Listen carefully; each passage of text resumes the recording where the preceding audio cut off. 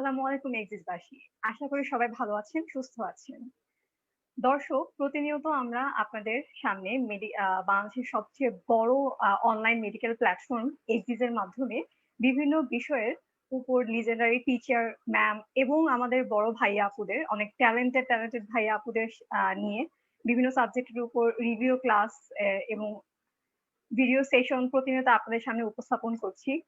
দর্শক, সেই সুবাদে আমাদের গতকাল শুরু হওয়া অ্যানাটমি দুঃখিত বায়োকেমিস্ট্রি রিভিউ ক্লাসেস নিয়ে আপনাদের সামনে আমরা একটা সেশন শুরু করেছি গতকাল। আজ সেশনটির দ্বিতীয় ক্লাসে উপস্থাপিকা হিসেবে আপনাদের সামনে রয়েছি পুরোটা সময় জুড়ে আমি ইফরা জাহান রাহা, পড়ছি হল family red crescent medical college session BDS 2018-19।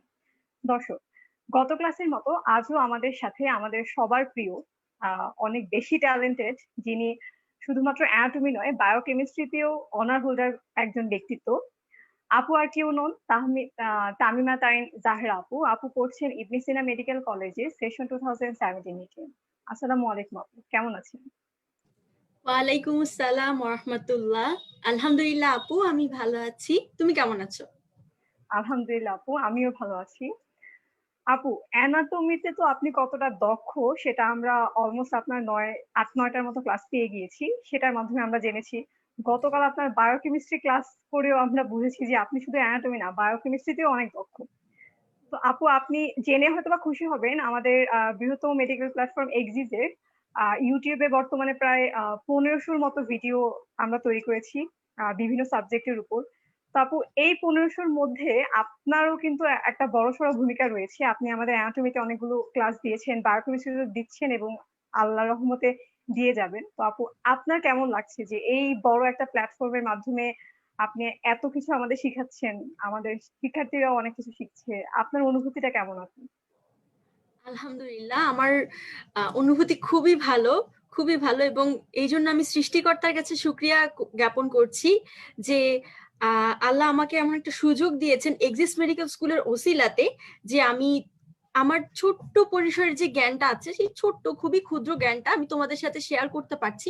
আমি যতটুকুই জানি, আমার সেই ক্ষুদ্র নলেজ দিয়ে যদি কোনো একজন, আমি আসলে চাই না যে 1000 2000 এত ভিউ হোক, এটা আসলে না হলেও হবে, কিন্তু যদি কোনো একজনেরও উপকার হয়, এটাই আমার সার্থকতা।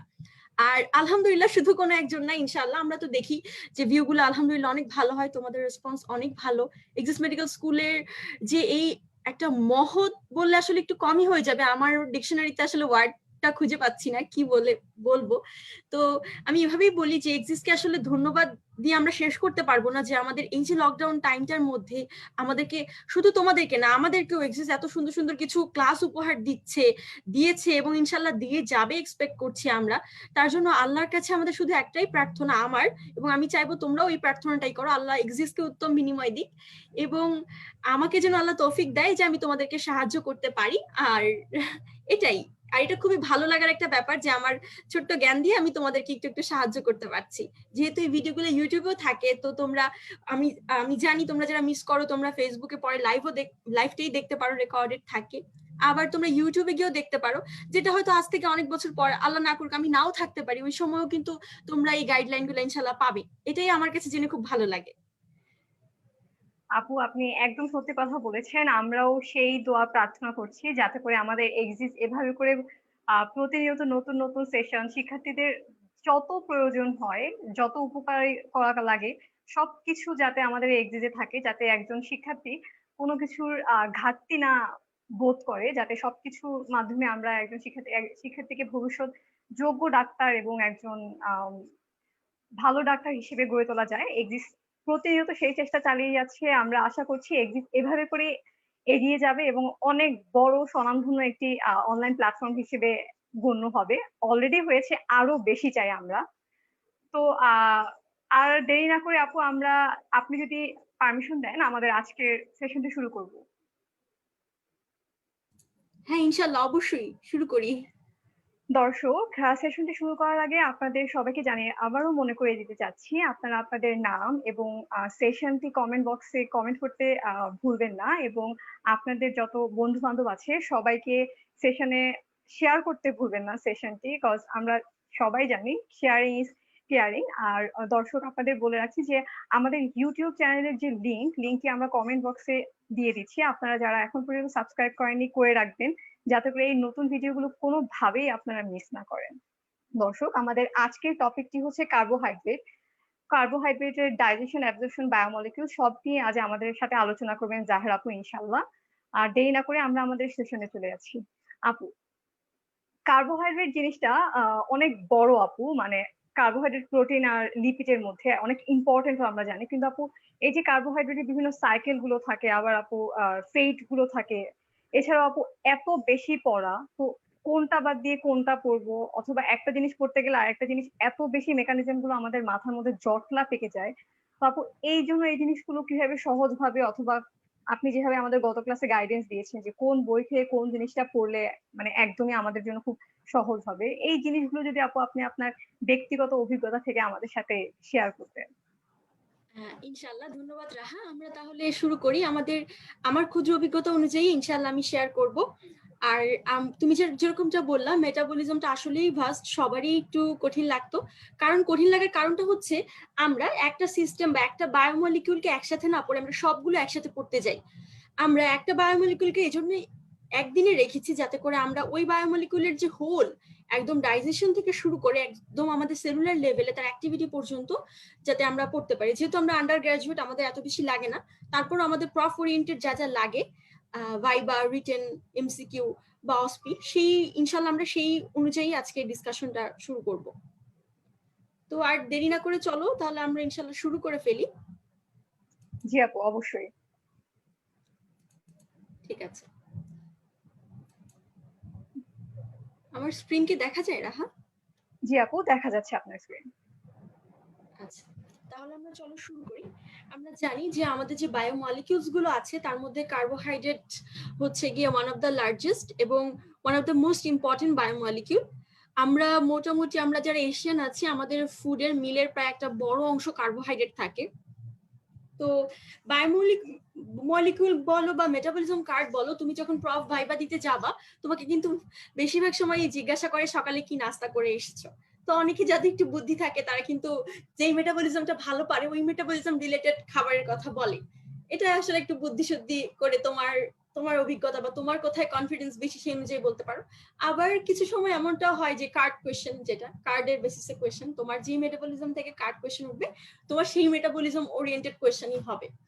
ইটস নট নেসেসারি যে তোমার যেই কোয়েশ্চেনটা উঠলো শুধু ওই কোয়েশ্চেনই, নট নেসেসারি, তোমার অন্যখানেও চলে যেতে পারে। অ্যাসোসিয়েটেড কোয়েশ্চেন মানে তুমি যেভাবে অ্যান্সার দিবা তোমার অ্যান্সারের প্যাটার্ন অনুযায়ী তোমার এক্সটার্নাল বা তোমার টিচারের ইন্টারনালের হচ্ছে কোয়েশ্চেনটা ডিপেন্ড করবে। তো আর দেরি না করে চলো আমরা চলে যাই কার্বোহাইড্রেটসে। কার্বোহাইড্রেট থেকে প্রথমে বায়োমলিকিউল পার্টটা আমরা ডিসকাস করবো ইনশাআল্লাহ। বায়োমলিকিউলস থেকে প্রথমে এই কার্বোহাইড্রেট কি এটা আমাদের লাগবে। আমরা জানি কার্বোহাইড্রেটের অনেকগুলো ডেফিনেশন আছে, তার মধ্যে যদি আমি এমন একটা তোমাদের টিচারদের অনুযায়ী পছন্দ অনুযায়ী তোমরা ডেফিনেশন পড়ো আমরা জানি। তো আমি যদি শর্টলি বলি, তো carbohydrates are the polyhydric alcohols containing aldehyde or ketone groups or their derivatives. এভাবে বলতে পারো যে carbohydrates are the hydrated carbon, for each carbon atom there is one molecule of water. বা এভাবেও বলতে পারো একটু সুন্দর করে, যারা একটু বেশি মার্কস পেতে চাও, polyhydroxy alcohols having potentially active aldehyde or ketone groups and compounds yielding them on hydrolysis is called carbohydrates. এখন এই ডেফিনিশন অনুযায়ী তো তারপর তোমার এক্সাম্পল দিতে হবে এবং জিজ্ঞাসা করবে সবাই কি হচ্ছে এই ডেফিনিশনের মধ্যে পড়বে না। তার মধ্যে দেখো আমাদের কিছু জিনিস আছে যারা কিন্তু তোমার অ্যালকোহল না, বাট তারা কিন্তু কার্বোহাইড্রেটের ক্যাটাগরিতে পড়ছে। যেমন আমাদের দেখো কিছু নন কার্বোহাইড্রেটও হচ্ছে আবার এটার মধ্যে পড়ে যাচ্ছে। যেমন কার্বোহাইড্রেট যাদের এম্পেরিক্যাল ফর্মুলা মানে এই ফর্মুলাটাকে মেনটেন করে না, তারা কার্বোহাইড্রেট না, কিন্তু এই ফর্মুলাটাকে মেনটেন করে। কার্বোহাইড্রেট কিন্তু এম্পেরিক্যাল ফর্মুলাটাকে ফলো করে না। এমন আছে তোমার পেন্টোজ সুগার, তাই না? এই পেন্টোজ সুগারটা কিন্তু আমরা ডিএনএ আরএনএ এর মাধ্যমে পাচ্ছি এবং সেই পেন্টোজ সুগার দিয়ে আমাদের ডিএনএ আরএনএ হয় আমরা জানি। এবং এটা এই পেন্টোজ সুগারটা কিন্তু আমরা পাচ্ছি হেক্সোস মোনোফসফেট শান্ট পাথওয়ে থেকে। হ্যাঁ, এটা একটা ভাইবা কোশ্চেন। আবার এক্সেপশন রেখেছে আরো একটা, যে কিছু জিনিস কার্বোহাইড্রেট নন কার্বোহাইড্রেট কিন্তু তাদের এম্পেরিক্যাল ফর্মুলাটা সাথে তারা যায়। যেমন lactic acid, acetic acid, formaldehyde. ফর্মালডিহাইডে কিন্তু তোমার অ্যালডিহাইড গ্রুপ আছে পটেনশিয়ালি অ্যাক্টিভ। আবার ল্যাকটিক অ্যাসিডেও কিন্তু তোমার হচ্ছে কিটোন গ্রুপ আছে একটা আমরা জানি কার্বক্সিল গ্রুপের মধ্যে একটা কিটোন গ্রুপও থাকে, তো COO যেটা আমরা বলি, এই গ্রুপটাও থাকছে। তো আলটিমেটলি কিন্তু এরা কিন্তু কার্বোহাইড্রেট না, ল্যাকটিক অ্যাসিড, ফর্মালডিহাইড এরা কিন্তু কার্বোহাইড্রেট না। এরপরে এটা হচ্ছে ভাইবা কোয়েশ্চেন ছিল। এরপর আসলে বায়োমেডিক্যাল ইম্পর্টেন্স, এটাও একটা ভাইবা কোয়েশ্চেন যে কার্বোহাইড্রেট বায়োমেডিক্যাল ইম্পর্টেন্সটা কিরকম। যেমন আমরা জানি এটা অ্যাবাউট 50% আমাদের এনার্জি রিকোয়ারমেন্টকে সাপ্লাই করে, এবং আমাদের বডির যে এনার্জি রিকোয়ারমেন্ট, একটা ভাইবার ইম্পর্টেন্ট কোয়েশ্চেন এখান থেকে আসে যে তাহলে 50% যদি কার্বোহাইড্রেট দেয় তাহলে আমাদের টোটাল বডির যে এনার্জি রিকোয়ারমেন্ট তার কত পার্সেন্ট কোন বায়োমলিকুল থেকে আসছে। যেমন 50% আসে কার্বোহাইড্রেট থেকে, 35% এটিপি আসে হচ্ছে ফ্যাট থেকে, এবং 15% এটিপি থাকতে হবে অ্যাটলিস্ট, মানে 15% এটিপি নরমালি আসে হচ্ছে প্রোটিন থেকে। তার মধ্যে আরো একটা ভাইবা এবং এমসিকিউ কোয়েশ্চেন আছে যে অ্যাটলিস্ট কত পার্সেন্ট ফুডের এটিপি, মানে অ্যাটলিস্ট কত পার্সেন্ট এটিপি আমাদের প্রোটিন থেকে আসতে হবে। এটা হচ্ছে 12%, অ্যাটলিস্ট 12% এটিপি আমাদের প্রোটিন থেকে আসতে হবে। আরেকটা কোয়েশ্চেন আছে যে আমাদের বডিতে গ্লুকোজ সাপ্লাই কন্টিনিউয়াসলি কার জন্য লাগে। আমরা সবাই জানি এটা ব্রেনের জন্য কিন্তু সবসময় কন্টিনিউয়াসলি গ্লুকোজ সাপ্লাই লাগে, ওর কোনো অল্টারনেটিভ তেমন নাই। আবার আসো হচ্ছে গিয়ে এরপর যদি আমরা বলি কার্বোহাইড্রেট থেকে কার্বোহাইড্রেটের ক্লাসিফিকেশনটা লাগবে, আমরা সবাই জানি এখানে জেনারেল ফর্মুলার বেসিসে মনোস্যাকারাইড বা সিম্পল সুগার, তারপর ডাইস্যাকারাইড আছে, অলিগোস্যাকারাইড আর হচ্ছে পলিস্যাকারাইড। এদের হচ্ছে তোমার ফর্মুলার বেসিসে যেমন মনোস্যাকারাইডকে যদি আমি বলি, মনোস্যাকারাইডকে আমরা কিছু সাব টাইপে ভাগ করি, যেমন তোমরা সবাই এগুলো জানো, ট্রায়োজ, টেট্রোজ, পেন্টোজ, হেক্সোজ, সেপ্টোজ। এই প্রত্যেকটা সুগারের অ্যালডিহাইড এবং কিটোন গ্রুপ দিয়ে কি কি এক্সাম্পল আছে, এটা কিন্তু তোমাদের ভাইবার জন্য খুবই ইম্পর্টেন্ট একটা কোয়েশ্চেন।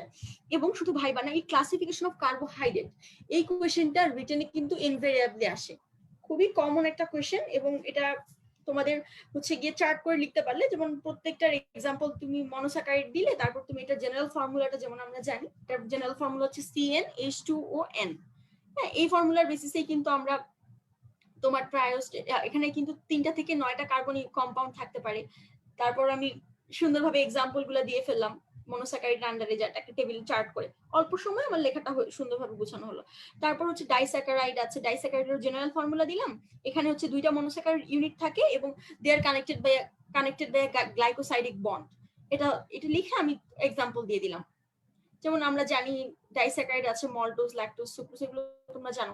তারপর অলিগোস্যাকারাইডের ক্ষেত্রে 3 থেকে 10টা হচ্ছে মনোস্যাকারাইড ইউনিটে কনডেনসেশন হয়, যে which are connected by the glycosidic bonds, এগুলো আমরা সবাই জানি। তবে তো আমাদের ক্ষেত্রে যেটা হয়, আমরা মনোস্যাকারাইডের এক্সাম্পল গুলো খুব সুন্দরভাবে মনে রাখতে পারলেও ডাই অলিগোস্যাকারাইডের সময় আমরা একটু ভুল করি। পলিস্যাকারাইড তো সবাই আমরা জানি, স্টার্চ, গ্লাইকোজেন, সেলুলোজ, কিছু না পারলে এই 3টা তো সবাই পারি। বাট যারা একটু ভালো করে তাদের কিন্তু মিউকোপলিস্যাকারাইড, গ্লাইকোপ্রোটিন, এই জিনিসগুলো সম্পর্কে জানতে হবে। তো যেটা বলছিলাম, অলিগোস্যাকারাইডের আর ডাইস্যাকারাইডের এক্সাম্পল, ডাইস্যাকারাইডটা তাও আমরা মোটামুটি পারি, কিন্তু অলিগোস্যাকারাইড আমরা কিন্তু বেশিরভাগ সময় ভাইবাতে ভুলে যাই, রিটেনে লেখার সময়ও ভুলে যাই। তাই আমরা এই এক্সাম্পল গুলাতে এটা যেহেতু ইনভেরিয়েবলি লাগবে, তাই এটা যেন আমরা ভুল না করি বা ভুলে না যাই, এর জন্য আমাদের প্র্যাকটিসটা কন্টিনিউ করতে হবে। এরপর আসো, যদি আমরা বলতে যাই বই হিসাবে বলি, তাহলে আমি বলবো যে সবার আগে অবশ্যই বায়োমলিকিউলস বলো, মেটাবলিজমের জন্য বলো, এবিসিটা হচ্ছে মাস্ট, একদম ফরজ। হ্যাঁ, সবার আগে অবশ্যই এবিসি পড়তে হবে। সেই সাথে যদি একটু ভালো করতে চাও, বায়োমলিকিউলস এর জন্য আরো কয়েকটা বই পড়তে পারো। যেমন আমাদের টিচার হচ্ছে অরটানটাকে ফলো করতেন, কার্বোহাইড্রেটের জন্য আমরা অরটানটাকে হচ্ছে গিয়ে একটু করে নিয়েছিলাম, ফটোকপি করে অরটানটা নিয়েছিলাম। আমাদের হেড অফ ডিপার্টমেন্ট যে স্যার ছিলেন, ওনার অরটানটা ভালো লাগতো অনেক, তো আমরা পড়তাম। আবার যদি বলো মেটাবলিজমের কথা, তো সবার আগে বলবো যে এবিসিটা হচ্ছে অনেক সুন্দরভাবেই দেওয়া আছে। তারপরেও কয়েকটা জিনিস একটু দেখতে পারো, যেমন ওগুলা যখন মেটাবলিজম পড়াবো ইনশাআল্লাহ বলে দিচ্ছি। তো তারপর আমরা আসি তাহলে আমাদের ক্লাসিফিকেশনের পর যেটা লাগবে, কোনটা সুগার আর কোনটা হচ্ছে নন সুগার। আবার কিছু আছে রিডিউসিং সুগার, কিছু আছে নন রিডিউসিং সুগার। কোনটা কি, এই জিনিসগুলো লাগবে। রিডিউসিং সুগারের এক্সাম্পল লাগবে, তারপর রিডিউসিং সুগার আমরা কখন বলছি এটা লাগবে। আবার নন রিডিউসিং সুগার আমরা হচ্ছে কি সুক্রোজটা একটা নন রিডিউসিং সুগার, কেন নন রিডিউসিং সুগার, তাই না, আমরা এটা জানি। এবং রিডিউসিং সুগারের টেস্ট কিভাবে করে আমরা জানি, যে আমরা হচ্ছে গিয়ে রিডিউসিং সুগারকে বেলডিক টেস্ট এর মাধ্যমে পজিটিভ আসে, তারপর আমরা ক্রিস্টাল মানে ওসাজন ক্রিস্টাল দিয়ে টেস্ট করতে পারি। এটা কিন্তু ভাইবা কোয়েশ্চেন, ইম্পর্টেন্ট কোয়েশ্চেন। সবাই বেনেডিক্ট টেস্টটা বলতে পারি, কিন্তু ওসাজন যে ক্রিস্টাল দিয়ে আমরা টেস্টটা করি, এটা কিন্তু ভুলে যাই সবাই আমরা, এটা ভোলা যাবে না। আবার যদি রিডিউসিং সুগারের কথা এবার একটু বলি, যে সুগার তো আমরা জানি যে কার্বোহাইড্রেট গুলো ওয়াটার সলিউবল ক্রিস্টালাইন এবং সুইট, তারাই হচ্ছে সুগার। যেমন ধরো অল মনোস্যাকারাইড হচ্ছে সুগার, এবং ডাইস্যাকারাইড গুলোই দুই একটা এক্সেপশন বাদে মোটামুটি সবাই সুগার। আর নন সুগার হচ্ছে যেগুলো ওয়াটার ইনসলিউবল, সেগুলো হচ্ছে নন সুগার। এটা কিন্তু সহজ জিনিস, এটা আমরা যদি এমনি মনে রাখি, চিনিটা কিন্তু আমরা পানিতে সলিউবল হয়, তাই না? তো ওইভাবেও মনে রাখতে পারি যে তার মানে যে কার্বোহাইড্রেট গুলো ওয়াটার সলিউবল তারা হচ্ছে সুগার। এবার আসি রিডিউসিং সুগার। রিডিউসিং সুগার মানে যেই সুগারগুলো রিডিউসিং এজেন্ট হিসেবে কাজ করবে অ্যালকালাইন মিডিয়াতে, তারাই হচ্ছে রিডিউসিং সুগার। এবং এদের কিন্তু একটা ফ্রি অ্যানোমেরিক কার্বন থাকবে। দ্যাট মিনস তাদের ফ্রি অ্যালডিহাইড অথবা কিটোন গ্রুপ, মানে যেটা ফাংশনাল গ্রুপ, সেটাই হচ্ছে গিয়ে এই রিডিউসিং প্রপার্টির জন্য রেসপন্সিবল। যদি এটা কোনো কারণে বাইন্ড থাকে তাহলে কিন্তু এটা রিডিউসিং প্রপার্টি থাকছে না। তো তারপর আসি আমরা যে এই যে এক্সাম্পল যদি বলি, তাহলে আমরা জানি সব মনোস্যাকারাইড সুগার গুলাই হচ্ছে আমাদের রিডিউসিং সুগার। মল্টোজ, ল্যাকটোজ এগুলো হচ্ছে ডাইস্যাকারাইড, কিন্তু এটাও হচ্ছে আমাদের রিডিউসিং সুগার। আর এটা টেস্ট কিভাবে করতে হয় এটাও ভাইবা কোশ্চেন, খুব ইম্পর্টেন্ট একটা ভাইবা কোশ্চেন। যেমন বেনেডিক্ট টেস্টের মাধ্যমে reduced alkaline copper sulphur solution দিই, তারপর আমরা ওসাজন ক্রিস্টালের মাধ্যমে টেস্ট করি।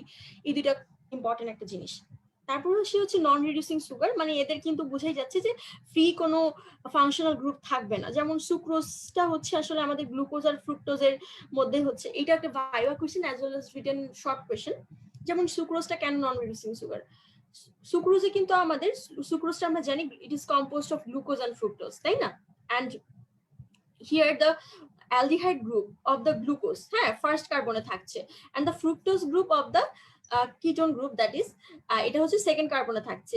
এবং সুক্রোজ ফর্ম করতে কিন্তু গ্লুকোজের 1 নম্বর কার্বনের, ফ্রুক্টোজের 2 নম্বর কার্বনের মধ্যেই হচ্ছে তোমার গ্লাইকোসাইডিক বন্ড হয়ে যাচ্ছে। তো আলটিমেটলি ওরা গ্লাইকোসাইডিক বন্ড দিয়ে অ্যাটাচ থাকছে, সো ওরা ফ্রি থাকছে না, যার জন্য ওরা নন রিডিউসিং সুগার। এটা আসলে খুব সুন্দরভাবে বলতে পারতে হবে ভাইবাতে। রিটেনে তো তোমরা লিখতে পারো, রিটেন একটু শর্টলি একটা যে স্ট্রাকচারাল ফর্মুলা দিয়ে আঁকো, বা হচ্ছে তোমার যে নর্মাল শর্টকাটে যদি লিখে করতে চাও, জাস্ট খালি বন্ডটা দেখাইতে চাও, সেটাও করতে পারো। তো তোমরা যেহেতু সবাই ইন্টারমিডিয়েটে আঁকছো গ্লুকোজ এই ছবি এগুলা, তো তোমরা, আমি এক্সপেক্ট করবো তোমরা ওই ছবিটাই আঁকতে পারবা। ওটা আঁকতে পারলে কিন্তু অনেক ভালো। রিটেনে একদম শর্টকাটে যদি তুমি এঁকে দাও, হেক্সোস এঁকে দাও, ফ্রুক্টোজটা যদি কোনোভাবে শর্টকাটে বুঝিয়ে দিতে পারো, তাইলেই কিন্তু হয়ে যাবে। মেইনলি বোঝাতে হবে এখানে যে গ্লুকোজের 1 নম্বর আর ফ্রুক্টোজের 2 নম্বর কার্বনের যে দুইটা ফাংশনাল গ্রুপ ছিল, ওরা অ্যাটাচড হয়ে যাচ্ছে, যার জন্য ওদের রিডিউসিং প্রপার্টিটা লস্ট হয়ে যাচ্ছে। এরপর যেটা বলছিলাম যে মনোস্যাকারাইডের যে ক্লাসিফিকেশনটা, এটা কিন্তু ডিটেলসে লাগবে। ট্রায়োজের অ্যালডোস কোনটা, কিটোস কোনটা, তারপর টেট্রোস, পেন্টোস, হেক্সোস। এবিসিতে হেক্সোস পর্যন্ত দেওয়া থাকলেও তোমরা কিন্তু হেপ্টোস আর ন্যানোস যেটা আসছে, তোমরা এটা হচ্ছে কি সুন্দরভাবে। আর একটা কথা বলতে ভুলে গেছি যে বায়োমলিকিউলস থেকে বিশেষ করে কার্বোহাইড্রেট পার্টটা, আরো কয়েকটা পার্ট আছে, এটা কিন্তু সত্যনারায়ণ স্যারের বইতে খুব সুন্দরভাবে দেওয়া। যেমন তোমার মিউকোপেপটাইড যেটা, মানে যেটা হচ্ছে কি কি বলবো ওটাকে, একটু পরে আসবে আর কি, ওই টপিকটা যখন আমি পড়বো তখন আমি বলবো। ওটাও কিন্তু সত্যনারায়ণ স্যার আছে। তো এখানে হেক্সোস পর্যন্ত দেয়া এবিসিতে, তোমরা হেক্সোস না, তোমরা আরো 2-3টা বলবা এবং লিখবা ইনশাআল্লাহ, আশা করছি। তারপর প্রাইমারি অ্যালকোহল গ্রুপ কোনটা, ফাংশনাল গ্রুপের সাথে কত নাম্বার কার্বন থাকে, এই প্রাইমারি অ্যালকোহল গ্রুপটা কত নম্বরে থাকে কার ক্ষেত্রে, তাই না?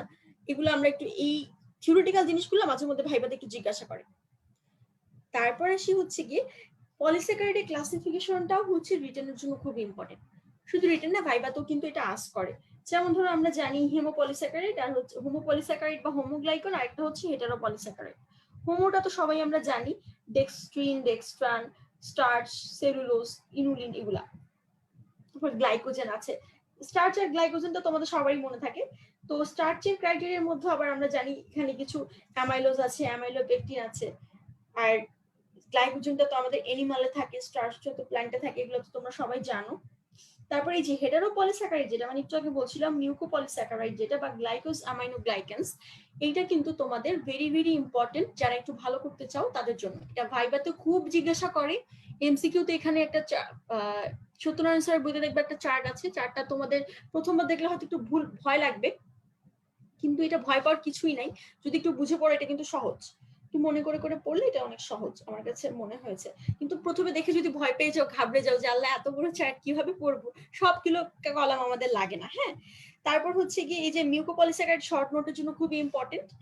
আর এটা গ্লাইকোসামাইনোগ্লাইকানও বলতে পারি। আর গ্লাইকোসামাইনোগ্লাইকানের থেকে যেটা বেশি লাগে সেটা হচ্ছে আমাদের এটার যে প্রত্যেকটার যে মানে ফাংশন, হ্যাঁ, গ্লাইকোসামিনোগ্লাইকান গুলোর ফাংশনটা আমাদের খুব লাগে। তারপর আমরা অ্যানোমার বলে কিছু আছে, তারপর ডি কনফিগারেশন, এল কনফিগারেশন, এই জিনিসগুলো তোমরা একটু দেখবা। আবার আছে কিছু বায়োমেডিক্যাল ইম্পর্টেন্স, যেমন ট্রাইওস, টেট্রোস, এই যে সুগার গুলো আমাদের হচ্ছে, এই সুগার গুলো যে বায়োমেডিক্যাল ইম্পর্টেন্স আছে, সেই ইম্পর্টেন্স গুলো কিন্তু লাগে একটু ভাইবার জন্য লাগে এটা। হ্যাঁ, এটা এত ডিটেলস না, ভাইবার জন্য যে শর্টলি যে কোনটা কার জন্য লাগছে এটাও সুন্দরভাবে পাবা তোমরা সত্যনারায়ণ স্যারের বইতে, টেবিল করে দেয়া আছে। আচ্ছা, এরপর আসি আমরা যে হচ্ছে গিয়ে আমাদের ডাইস্যাকারাইড থেকে হচ্ছে মেনলি লাগে এই যে সুক্রোজটাই মেনলি লাগে। সুক্রোজের একটা জিনিস কিন্তু কেইন সুগার, এবং এখানে আলফা ডি গ্লুকোজ দিয়ে মেড আপ হয়, আবার বিটা ডি ফ্রুক্টোজ দিয়েও মেড আপ হচ্ছে। এই জিনিসগুলো একটু দেখবা। তারপর মানে হেটেরোপলিস্যাকারাইড থেকে এই যে চারটার কথা বললাম, এই যে গ্লাইকোসামিনোগ্লাইকানের, তোমাদের কাছে যদি থেকে থাকে সত্যনারায়ণ স্যার বইতে, তাও আমি একটু বলে দিচ্ছি। দেখো, এটার কম্পোজিশনটা সবারটা না পড়লেও হবে, এটা টিস্যু ডিস্ট্রিবিউশনটা লাগবে, এটার ফাংশনটা লাগবে, মানে এটার কি কি অ্যাক্টিভিটি করছে, এবং এই যে গ্লাইকোসামিনোগ্লাইকান গুলো আছে যেমন hyaluronic acid, chondroitin sulphate, heparin, dermatan sulphate, keratan sulphate. হেপারিনটা তোমরা সবাই জানো অ্যান্টিকোয়াগুলেন্ট হিসেবে কাজ করছে এবং এটা ব্লাডের একটা ইম্পর্টেন্ট কম্পোনেন্ট। তারপর হাইলুরোনিক অ্যাসিডও কিন্তু আমাদের কানেকটিভ টিস্যু, মানে আমাদের যে জয়েন্টের সাইনোভিয়াল ফ্লুইড, তারপর আমাদের যে ভিট্রিয়াস হিউমার এখানে আছে, কারণ এটা একটা লুব্রিকেন্ট হিসেবে কাজ করে। চিন্তা করো, তুমি যখন ফাংশনগুলো পড়বা তখনই তুমি বুঝতে পারবা। যেমন হাইলুরোনিক অ্যাসিডের ফাংশনটা তুমি যদি সবার আগে পড়ো, যেটা একটা লুব্রিকেন্ট হিসেবে কাজ করে, এটা শক অ্যাবজর্বার হিসেবে কাজ করে, তাই না? তো চিন্তা করো কার শক অ্যাবজর্বার দরকার হয়? আমাদের যে জয়েন্ট আছে, জয়েন্টের মধ্যে যে সাইনোভিয়াল ক্যাভিটি আছে, এখানে সাইনোভিয়াল ফ্লুইড থাকে, তাই না? এই সাইনোভিয়াল ফ্লুইডেই কিন্তু আমাদের যে দুইটা বোনসের মাঝে যে জয়েন্ট, তো ওরা কিন্তু অনেক বেশি শককে অ্যাবজর্ব করতে হচ্ছে, এবং এই দুইটা বোনের মাঝে যদি কোনো লুব্রিকেন্ট না থাকে, তাইলে কিন্তু আলটিমেটলি এদের ফ্রিকশন হবে, এবং আলটিমেটলি আমাদের বোন গুলো আলটিমেটলি হচ্ছে গিয়ে ক্ষয় হতে থাকবে। আমাদের এই বোনস গুলো ক্ষয় হতে থাকলে কিন্তু ক্ষতি, তার জন্য এখানে হাইলুরোনিক অ্যাসিড থাকে। তার মানে কানেকটিভ টিস্যু, সাইনোভিয়াল ফ্লুইড, এবং আরেকটা হচ্ছে ভিট্রিয়াস হিউমার, এটা একটু মনে রাখার বিষয়। এবং শুধু হাইলুরোনিক অ্যাসিড যে শুধু তোমার এগুলোই করছে তা না, এটা কিন্তু উন্ড হিলিং এও হেল্প করছে। এরপর আসি কনভার্টিং সালফেট। কনভার্টিং সালফেটটা আমাদের যে টিস্যু, তাদের স্ট্রাকচার, তাদের শেপ মেনটেন করতে হেল্প করছে। যেমন এটা কারা করছে? কার্টিলেজ, তারপর বোন, তারপর আমাদের যে স্কিন, তারপর ব্লাড ভেসেলের যে ওয়াল গুলা, ব্লাডও কিন্তু আমাদের একটা কানেকটিভ টিস্যু, আমরা জানি, তাই না? তো ব্লাড কার কিসের মধ্যে থাকছে? ব্লাড ভেসেলে থাকছে। তো আলটিমেটলি ফাংশনটা তুমি যখন বুঝে বুঝে পড়বা, কোরিলেট করতে পারলে কিন্তু তুমি টিস্যু ডিস্ট্রিবিউশন এমনি মনে রাখতে পারবা ইনশাআল্লাহ। এটা খুব একটা টেনশনের বিষয় না। আচ্ছা, এরপর যদি আসি আমাদের আসলে গ্লাইকোসাইডিক বন্ডটা সম্পর্কে একটু জানতে হয়। তারপর জানতে হয় যে প্রত্যেকটা যে সুগার তাদের একটু ফাংশন। যেমন আরেকটা জিনিস আছে যে ইনুলিন, আমরা ভাইবাতে এই জিনিসটাকে একটু ইগনোর করে যাই, পড়তে চাই না। ইনুলিনটা আর ফাংশনটা একটু জানতে চাই, এটা ভাইবার জন্য ইম্পর্টেন্ট। এটা কিন্তু আমাদের জিএফআর মেজারমেন্টে হেল্প করে ইনুলিনটা। এবং তারপর আসি হচ্ছে যে সেলুলোজ থেকে কিন্তু আমরা কোনো এনার্জি পাই না, এটা একটা ভাইবা কোশ্চেন।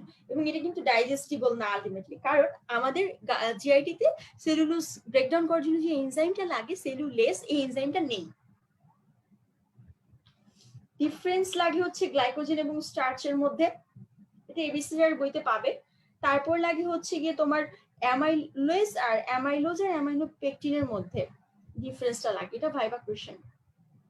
তবে অ্যানোমারিজম, আলফা অ্যানোমার, বিটা অ্যানোমার কি, এটা একটু জাস্ট জেনে রাখবা। আরেকটা ইম্পর্টেন্ট ভাইবা কোশ্চেন এবং রিটেন কোশ্চেন হচ্ছে ইনভার্ট সুগার। সুক্রোজকে কিন্তু আমরা ইনভার্ট সুগার বলি। কেন আমরা এটাকে ইনভার্ট সুগার বলছি, এটা কিন্তু একটা ইম্পর্টেন্ট কোশ্চেন। কেন? আমরা জানি এটার অপটিক্যাল অ্যাক্টিভিটি, ওটার রোটেশন ডেক্স রোটেটরি, তাই না? এবং এটা কত ডিগ্রি রোটেট করে? 66.5 ডিগ্রি রাইট সাইডে রোটেট করছে, এই জন্য আমরা এটাকে ডেক্সট্রো বলছি। তারপর হচ্ছে যদি লেফট সাইডে করতো আমরা কিন্তু লেভোরোটেটরি বলতাম। এবং হাইড্রোলাইসিস করলে আমরা কি পাই? ডি গ্লুকোজ পাই, যেটার অপটিক্যাল অ্যাক্টিভিটি থাকে হচ্ছে গিয়ে রাইট সাইডে রোটেট করে অপটিক্যাল লিঙ্কে, এবং এটার অ্যাঙ্গেলটা হচ্ছে 52.5 ডিগ্রি। আর ডি ফ্রুক্টোজ পাই, সেটা আবার হচ্ছে অপটিক্যাল অ্যাক্টিভিটি লেফট সাইডে, মানে -92 ডিগ্রি। তো রেজাল্টেন্ট, মানে এই দুইটার মাঝে যে রেজাল্ট করি আমি, যে একটা অ্যান্সার আনি, তো তাহলে রেজাল্টেন্ট অ্যাক্টিভিটিটা কিন্তু ফাইনালি হচ্ছে -20 ডিগ্রি। সেটা কিন্তু আবার মাইনাস, যেহেতু তার মানে বুঝতেই পারছো লেভো রোটেটরি, মানে লেফট দিকে রোটেট করবে লাইটকে। তারপর আসি হচ্ছে ডেক্সট্রোরোটেটারি ক্যারেক্টারটা এই জন্য হচ্ছে কারণ এটা হচ্ছে তার মানে আমরা এটা বুঝতে পারছি যে সুক্রোজের ডেক্সট্রোরোটেটারি ক্যারেক্টার থেকে এটা আলটিমেটলি লেভোরোটেটরি ক্যারেক্টারে পাস করতে পারে যদি আমি এটাকে হাইড্রোলাইসিস করি তখন এই রোটেশনের যে চেঞ্জ হয় ডেক্সট্রো থেকে লেভো মানে এটা একটা ইনভার্টেড প্রসেস তাই না মানে যা ছিল তার উল্টা হলো ইনভার্সন হলো এর জন্য আমরা এটাকে বলি ইনভার্ট সুগার তারপর এই যে স্টার্চ ল্যাকটোজ সুক্রোজ আর সেলুলোজ এদের সোর্স লাগবে ল্যাকটোজ তো তোমরা সবাই জানো মিল্ক আর মিল্ক প্রোডাক্টস আর স্টার্চটাও সবাই বলতে পারো সেলুলোজও জানো খালি সুক্রোজটা একটু মনে রাখবা কেন সুগার থেকে আসছে ল্যাকটোজ আর সুক্রোজের ডিফারেন্সটা একটু পড়ো এটা ভাইবাতে মাঝে মধ্যে আস করে এরপরে আসি একটা রিটেনের জন্য খুবই ইম্পর্টেন্ট কোশ্চেন সেটা হচ্ছে কার্বোহাইড্রেটের প্রপার্টি কি শুধু রিটেন না এটা মাঝে মধ্যে ভাইবাতেও আস করে ফেলে তো তোমরা এটা একটু সুন্দরভাবে পড়ে নিবা কার্বোহাইড্রেটের অনেক অনেক অনেক প্রপার্টি আছে এবং অনেক ফাংশন আছে সবগুলো আসলে একটু রিডিং দিলেই মোটামুটি তোমাদের একটা ভালো ধারণা হয়ে যাবে তোমরা মেইন বই থেকে এই জিনিসগুলো একটু পড়বে এরপর আসি হচ্ছে আমাদের যে মিউকো সাবস্টেন্সের যেগুলো কথা বলছিলাম মিউকো পলিস্যাকারাইড এবং গ্লাইকোপ্রোটিন এই দুইটা জিনিস হচ্ছে আমাদের মিউকো সাবস্টেন্স তাই না এদের ফাংশনটা লাগবে মিউকো পলিস্যাকারাইড বা গ্লাইকোসামাইন গ্লাইকনের এই ফাংশনটা তুমি যদি একটা জিনিস কি জানো ওই যে তোমাকে তোমাদের একটু আগে বললাম যে হচ্ছে সত্যনারায়ণ স্যার বইতে যদি ওই চারটা তুমি পড়ে ফেলো না ওই ফাংশন গুলা তাহলে তো তুমি ইন্ডিভিজুয়াল ফাংশন গুলোই জানো যখন তোমার অ্যাজ এ হোল ফাংশন জানতে চাবে মিউকো সাবস্টেন্সের বা মিউকো পলিস্যাকারাইড অর গ্লাইকোসামাইন গ্লাইকন যেটাই নামে রাখো না কেন যখন ফাংশন যাবে তখনই কিন্তু তুমি ওই ফাংশন গুলোই লিখে ফেলতে পারবে এরপর আসি হচ্ছে ডিফারেন্স লাগে হচ্ছে মিউকো পলিস্যাকারাইড আর গ্লাইকোপ্রোটিনের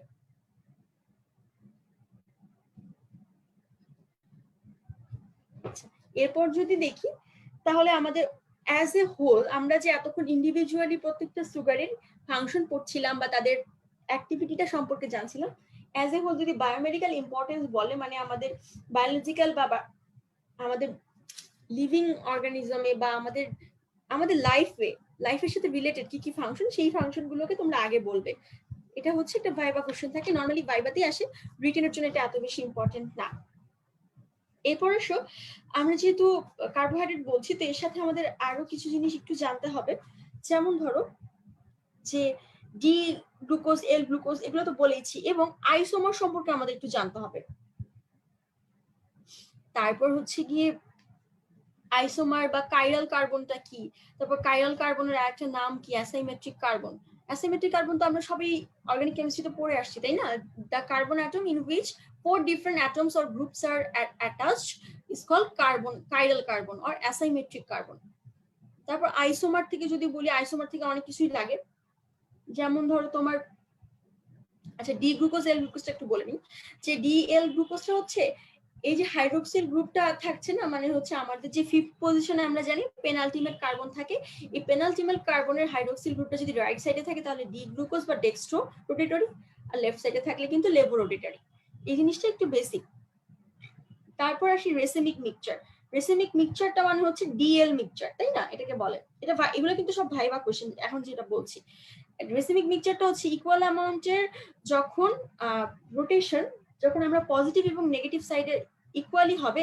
এবং একটা অপটিক্যালি অ্যাক্টিভ সাবস্টেন্সের বেলায় বা একটা আইসোমারের ক্ষেত্রে তখন ওই মিক্সচারটা কিন্তু আমাদের অপটিক্যালি ইনঅ্যাক্টিভ হয় মানে আমি যদি একই অ্যামাউন্টের রাইট সাইডে রোটেট করাই এবং একই অ্যামাউন্টের লেফট সাইডে রোটেট করতে পারে এমন একটা অপটিক্যালি অ্যাক্টিভ সাবস্টেন্স বা একটা অপটিক্যালি অ্যাক্টিভ আইসোমারকে নিই তাহলে কিন্তু আমাদের যে রেজাল্টেন্ট যে অ্যাক্টিভিটিটা আসলে ওটা কিন্তু ইনঅ্যাক্টিভ কারণ ওটা কিন্তু অপটিক্যালি কোনো দিকেই গেল না যেদিকে আমি প্লাস যেদিকে মাইনাসও তত তাহলে আলটিমেটলি কিন্তু রেজাল্টটা 0 ডিগ্রি রোটেশন হলো এরকম অপটিক্যালি তখন আমরা ওটাকে বলি অপটিক্যালি ইনঅ্যাক্টিভ এই যে অপটিক্যালি ইনঅ্যাক্টিভ পার্টটা আছে এটাইকে এই ধরনের মিক্সচার যেটা ইকুয়াল অ্যামাউন্টে ডি এবং এলটাকে নিয়ে কনসিস্ট করে হচ্ছে সেটাকে আমরা কিন্তু বলছি রেসেমিক মিক্সচার এটাকে হেমি অ্যাসিটাইল আছে হেমিকিটাইল আছে এই হেমি অ্যাসিটাইল হেমিকিটাল আমরা বুঝতেই পারছি হেমি অ্যাসিটাইল মানে অ্যালকোহল আর অ্যালডিহাইড দিয়ে হতে পারে হেমিকিটাল মানে এখানে কিটোন থাকবে এবং সাথে একটা অ্যালকোহল থাকবে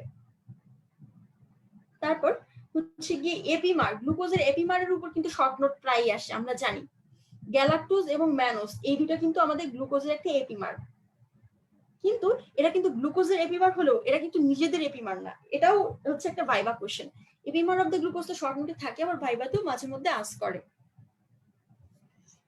তো এপিমারটা একটু জানবা। আসলে অরটান বইটাতে এই কার্বোহাইড্রেট চ্যাপ্টারটা অনেক কিছু বেসিক আছে, যে এই কথাগুলো বলছিলাম এগুলোর সবকিছু ডিটেলস অরটান এই চ্যাপ্টারটা থেকে পাবা। তারপর আসি হচ্ছে কি যেটা লাগে যে আচ্ছা ম্যানিটল। ম্যানিটল কিন্তু আমরা জানি একটা অসমোটিক্যালি অ্যাক্টিভ সাবস্টেন্স, তাই না? এবং এটা হচ্ছে গিয়ে ফিল্ট্রেশন হয় বাট হচ্ছে রিঅ্যাবজর্পশন হয় না রেনাল টিউবুল থেকে। তার মানে আমরা যখন ফোর্স ডাইউরেসিসের দরকার হয়, মানে আমাদের যখন কোন ডাইউরেসিস মানে তোমরা সবাই বুঝো ইনক্রিজড ইউরিনারি কি বলবো ইনক্রিজ ইউরিনারি আউটপুট, যেটা তখন কিন্তু আমরা ক্লিনিক্যালি সেরেব্রাল ইডিমা, মানে আমরা জানি ব্রেনে যদি কোনো কারণে ইডিমা হয়, সেরেব্রাল ইডিমা, তখন আমরা কিন্তু ফোর্স ডাইউরেসিস করি, সেটা করি হচ্ছে ম্যানিটল দিয়ে। এটা কিন্তু একটা ক্লিনিক্যাল ইম্পর্টেন্স অফ ম্যানিটল, এটা ভাইবা কোয়েশ্চেন। এটা কিন্তু একটা কার্বোহাইড্রেট, হ্যাঁ ম্যানিটল। তারপর সরবিটল, হ্যাঁ সরবিটলটা আবার কি? সরবিটলটা হচ্ছে আমরা নিউরনে মেনলি পাই ইন্ট্রাসেলুলার কম্পোনেন্ট হিসেবে, এবং এটা কিন্তু অসমোটিক কি বলবো ইন্টারসেলুলার যে নিউরন গুলো আছে এটা হচ্ছে গিয়ে অ্যাকুমুলেট করে ইন্টারসেলুলার নিউরনের ভিতরে এবং অসমোটিক চেঞ্জ করে নিউরনের ভিতরে, যার কারণে আমাদের নিউরোপ্যাথি হতে পারে, ক্যাটারাক্ট হতে পারে। সরবিটলটা কিন্তু এর জন্য ভালো না। আর একটু আগে ম্যানোজের কথা বলছিলাম, ম্যানোজটাও কিন্তু আমাদের জিএফআর রেগুলেশনে হেল্প করে। এরপর আসি anomeric carbon. Anomeric carbon is the carbon in which functional group, that is the aldehyde group or the ketone group is present. যে কার্বনের সাথে আমার অ্যালডিহাইড অথবা কিটোন গ্রুপটা অ্যাটাচ থাকে সেটাকে আমরা বলি অ্যানোমেরিক কার্বন। এখন আসি হচ্ছে মাসেল গ্লাইকোজেন। আমরা যে গ্লাইকোজেনের কথা বলছিলাম একটু আগে, আমাদের গ্লাইকোজেন দুই ধরনের, আমরা জানি লিভার গ্লাইকোজেন আর হচ্ছে মাসেল গ্লাইকোজেন। মাসেল গ্লাইকোজেনটা ফাংশন কি, লিভার গ্লাইকোজেনটার ফাংশন কি, তারপর এদের মধ্যে ডিফারেন্স কি, এগুলো কিন্তু সব তোমরা ওই মেটাবলিজম চ্যাপ্টারের মধ্যে পাবা। গ্লাইকোজেনোলাইসিস, গ্লাইকোজেনেসিস এই পার্টের আগ দিয়ে কিন্তু এখানে খুব সুন্দরভাবে পার্থক্যটা দেয়া আছে। এটা খুবই ইম্পর্টেন্ট ভাইবা কোশ্চেন যে হচ্ছে মাসেল গ্লাইকোজেন এর ফাংশন কি। যদি শর্টলি একটু বলি, মাসেল গ্লাইকোজেনটা শুধুমাত্র মাসেল কন্ট্রাকশনে হেল্প করবে, এবং এটা কিন্তু আমাদের ব্লাড গ্লুকোজ লেভেল মেনটেন করতে হেল্প করবে না। মানে কোনো কারণে ব্লাড গ্লুকোজ কমে গেছে, তখন কিন্তু কখনোই মাসেল গ্লাইকোজেনের ব্রেকডাউন হবে না, তখন কিন্তু লিভার গ্লাইকোজেনের মাধ্যমে ব্লাডের গ্লুকোজ লেভেলটাকে রেগুলেশন করা হবে। মাসেলের কাজ কিন্তু শুধুই মাসেলে। তো আরেকটা ভেরি ভেরি ইম্পর্টেন্ট কোয়েশ্চেন, যেটা হচ্ছে খুবই বেসিক কোয়েশ্চেন, যে আলফা এবং বিটা গ্লাইকোসাইডিক বন্ড। হ্যাঁ আমরা জানি আলফা গ্লাইকোসাইডিক বন্ডটা হচ্ছে গিয়ে প্রেজেন্ট থাকে তোমার স্টার্চে, আর বিটা গ্লাইকোসাইডিক বন্ডটা থাকে সেলুলোসে। এখন আলফা সুক্রোজের ক্ষেত্রে আমরা জানি আলফা 1,4 গ্লাইকোসাইডিক বন্ড থাকে, আবার স্টার্চেও গ্লাইকোজেনও কিন্তু 1,4 গ্লাইকোসাইডিক বন্ড থাকে। এখানে আলফা কেন বলছি, তারপর 1,4 কেন বলছি, আমরা জানি একটার 1 নম্বর কার্বনের সাথে পরেরটার 4 নম্বর কার্বনের মিল হয়, এই জন্য 1,4 বলছি। এগুলো কিন্তু আমরা সবাই জানি। আর গ্লাইকোসাইডিক বন্ডের সময় কিন্তু ওয়াটারটা আমরা কিন্তু খুব সুন্দরভাবে জানি, the bond in which is present between two monosaccharide unit is called glycosidic bond, খুব শর্টলি যদি বলতে চাই।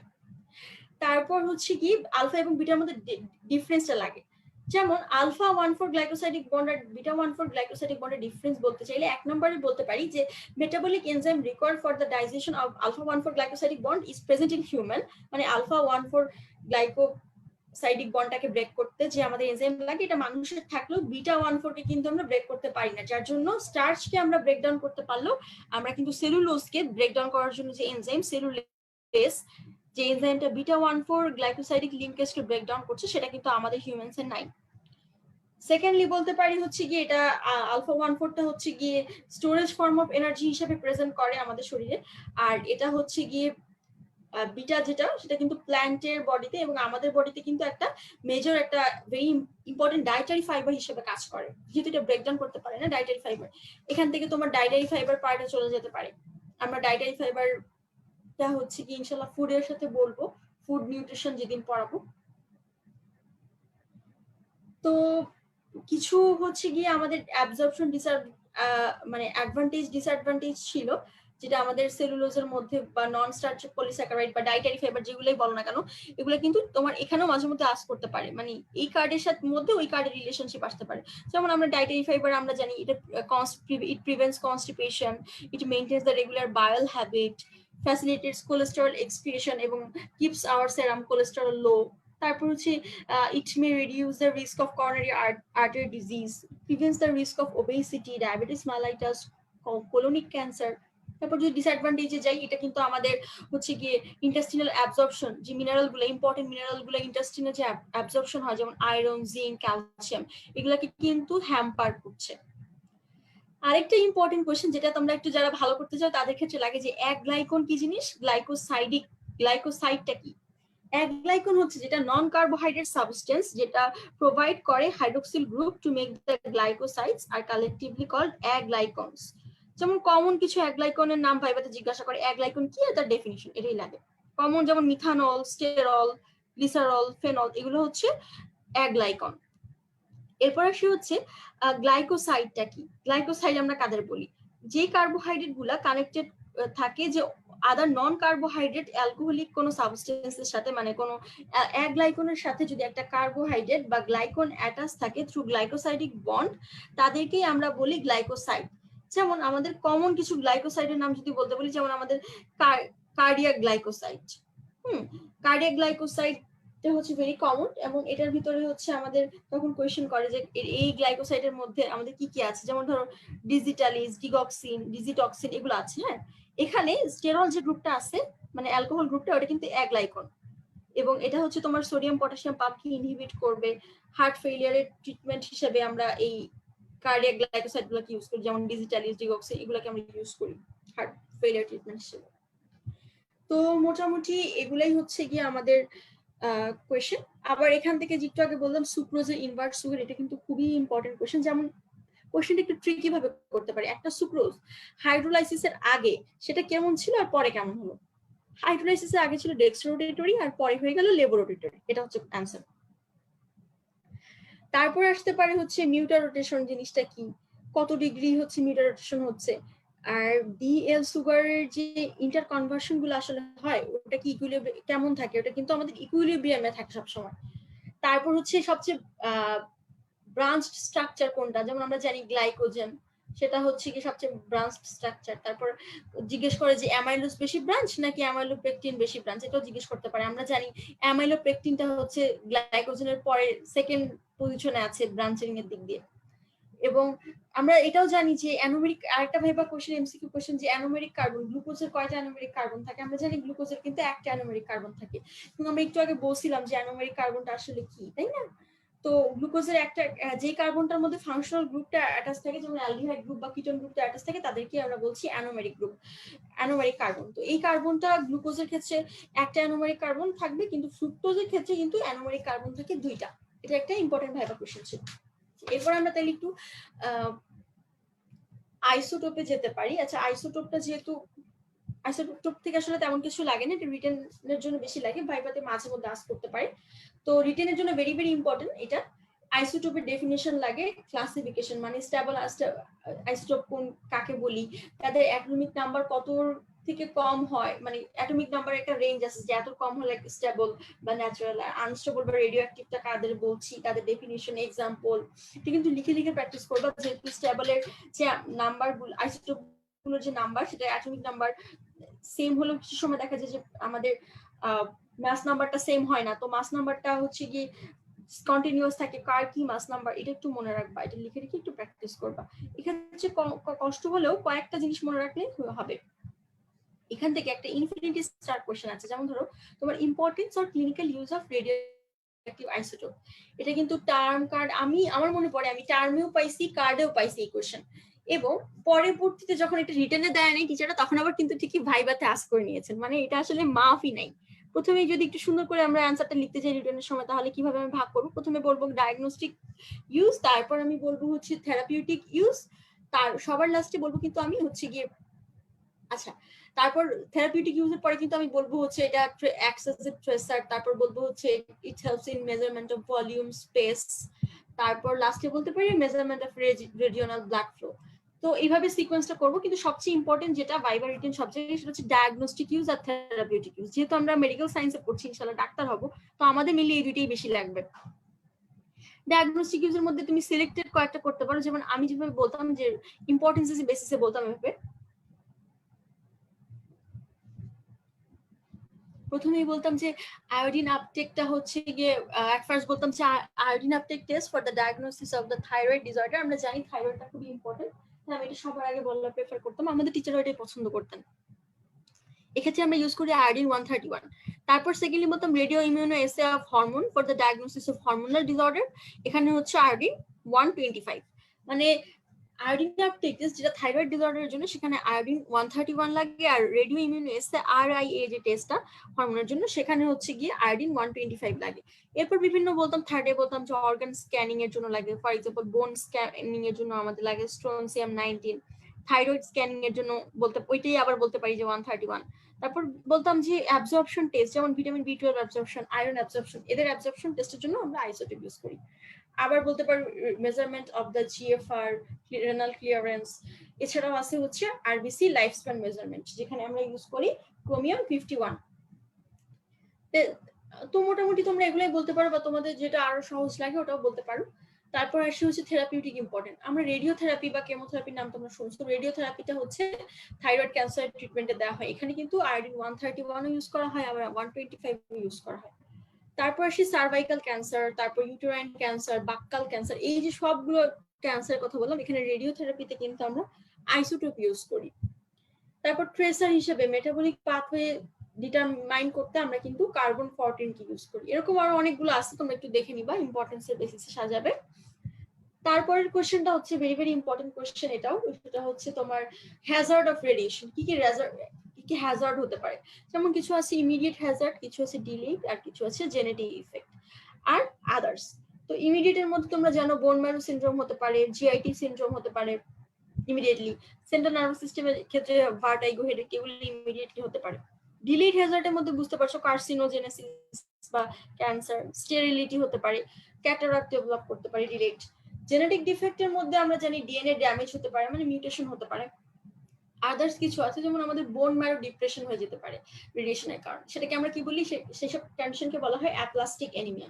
তোমরা হয়তো নাম শুনে থাকবা ফিজিওলজিতে। তারপর ইমিউনোসাপ্রেশনের পেশেন্ট হয়ে যেতে পারে, তাই না, ইমিউনোসাপ্রেশন হয়ে যেতে পারে।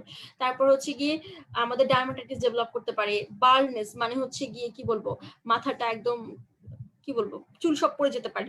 তারপর প্রেগন্যান্সিতে কিন্তু ফিটাল গ্রোথ রিটার্ডেশন হয়, কনজেনিটাল ম্যালফরমেশন হয়। তো মোটামুটি এগুলাই ছিল। আর রেডিও অ্যাক্টিভ, ওখান থেকে রেডিও অ্যাক্টিভ ডিকে ডেফিনিশন লাগবে, আর রেডিও অ্যাক্টিভিটি ডেফিনিশন লাগবে, আর হচ্ছে হাফ লাইফ ডেফিনিশন লাগবে। এই তিনটার মধ্যে সবচেয়ে ইম্পর্টেন্ট হচ্ছে তোমার হাফ লাইফটা। হাফ লাইফটা এমসিকিউর জন্য খুব ইম্পর্টেন্ট, ভাইবার জন্য কিন্তু খুবই ইম্পর্টেন্ট। কার হাফ লাইফ কখন ইম্পর্টেন্ট কয়েকটা তোমরা যেটা সহজ মনে করো ওটা মনে রাখবা। তো এই মোটামুটি ছিল আমাদের বায়োমলিকুলস পার্ট। এরপর আমরা আসি একটু ডাইজেশন, অ্যাবজর্পশন আর মেটাবলিজমে। আমরা জানি আমরা যখন একটা কোনো ফুডকে ইনটেক করি, আমাদের যদি সেটা কার্বোহাইড্রেট হোক, প্রোটিন হোক বা ফ্যাট হোক, যেমন ফুডই হোক, ওখানে কিন্তু আমাদের খাওয়ার পরপরই কিন্তু আমরা ওটা প্রথমে স্যালাইভা, তাই না, সবার আগে থাকে আমাদের স্যালাইভা। তারপর থাকে হচ্ছে গিয়ে আমাদের সেটা যখন স্টমাকে চলে আসে, স্টমাকে আমরা জানি এটা অ্যাসিডিক কাইম তৈরি হয়, অ্যাসিডিক একটা পিএইচে। এবং এই যে অ্যাসিডিক ফুড গুলো আমাদের তারপর যে কি কি চেঞ্জ আসছে আমাদের স্টমাকে আমাদের ডাইজেস্টিভ জুস বিভিন্ন জায়গা থেকে আমাদের সিক্রেট হচ্ছে, যেমন সেটা acidic saliva, gastric acid, pancreatic juice, bile, তারপর হতে পারে সেটা সাক্কাস এন্টেরিকাস মানে স্মল ইন্টেস্টাইন থেকে।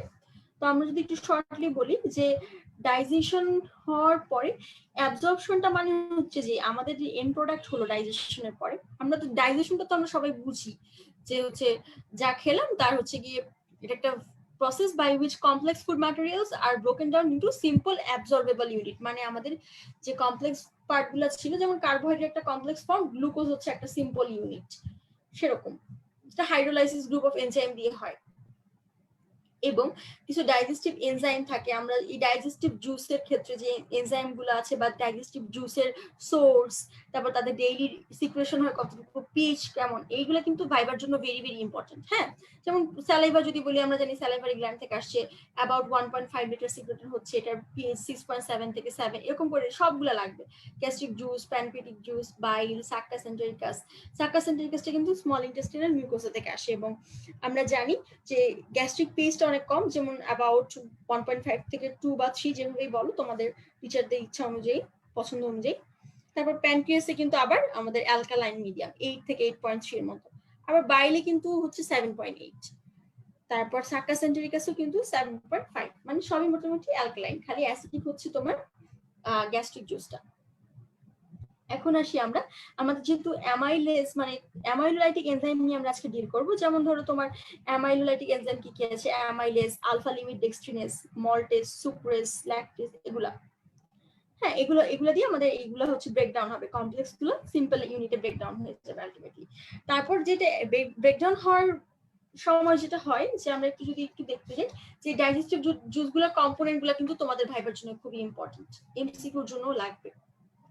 এই ডাইজেস্টিভ জুসের সিক্রেশনের ভিতর কিছু এনজাইমের কন্ট্রোল আছে, যেমন তোমার গ্যাস্ট্রিন, যেটা আমাদের G cell of the stomach থেকে সিক্রেটেড হয়, এবং এটা কিন্তু গ্যাস্ট্রিক অ্যাসিড সিক্রেশন, পেপসিন সিক্রেশনকে স্টিমুলাস দেয়। আচ্ছা, তারপর আছে কোলেসিস্টোকাইনিন, যেটা আমাদের ডিউওডেনাম জেজুনাম থেকে আসছে।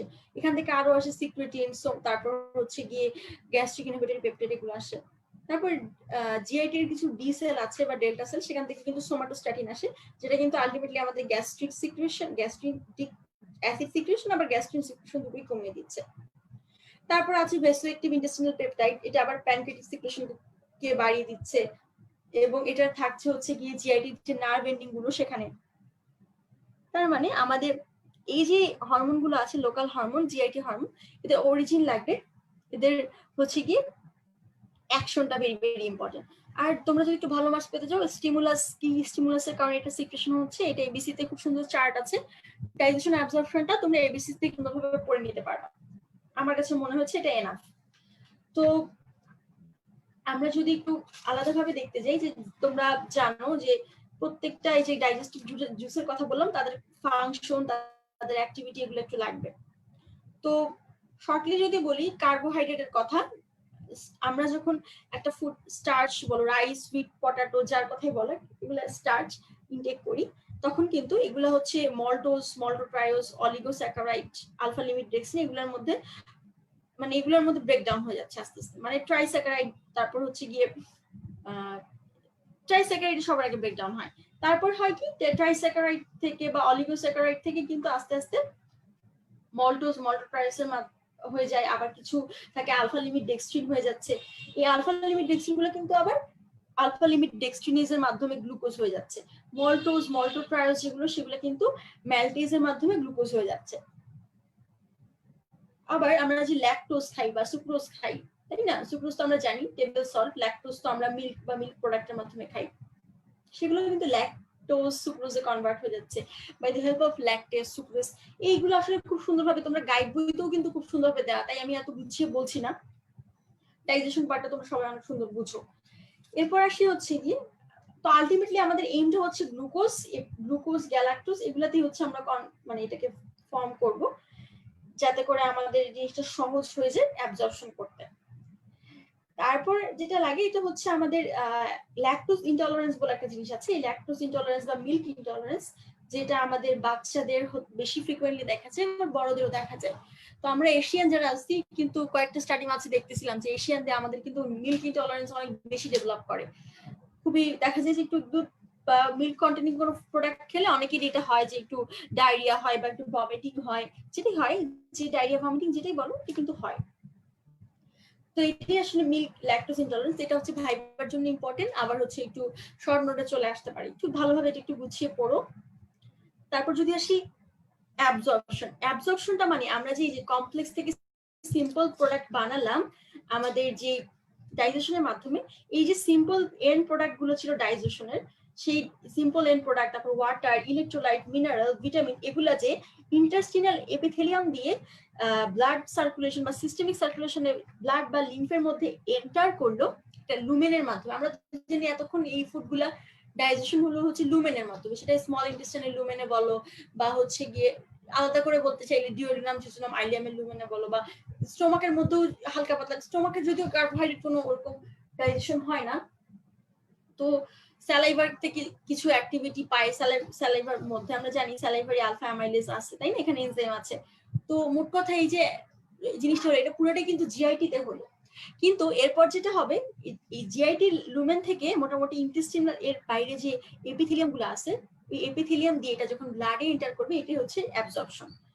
আর মেটাবলিজমটা হচ্ছে কি ব্লাডে তো আসলো, এই ব্লাড থেকে আমরা এটাকে একদম সেল বা একদম প্রত্যেকটা সেল যে এটা আমরা তো জানি সেলগুলো কাজ করছে কি, সেলগুলো এটিপির মাধ্যমে বেঁচে আছে তাই না, এই যে এই অ্যাবজর্পশন হয়ে ব্লাডে আসলো এই ইউনিট গুলা গ্লুকোজ গ্যালাক্টোজ, এদেরকে আমরা করব কি লাস্টে এসে একদম মানে এটিপি তৈরি করব, এদেরকে ব্রেকডাউন করে কিছু মেটাবলিক পাথওয়ের মাধ্যমে ব্রেকডাউন করে আমরা এটিপি তৈরি করব। এটাই আলটিমেটলি আমাদের হচ্ছে গিয়ে পাথওয়ে।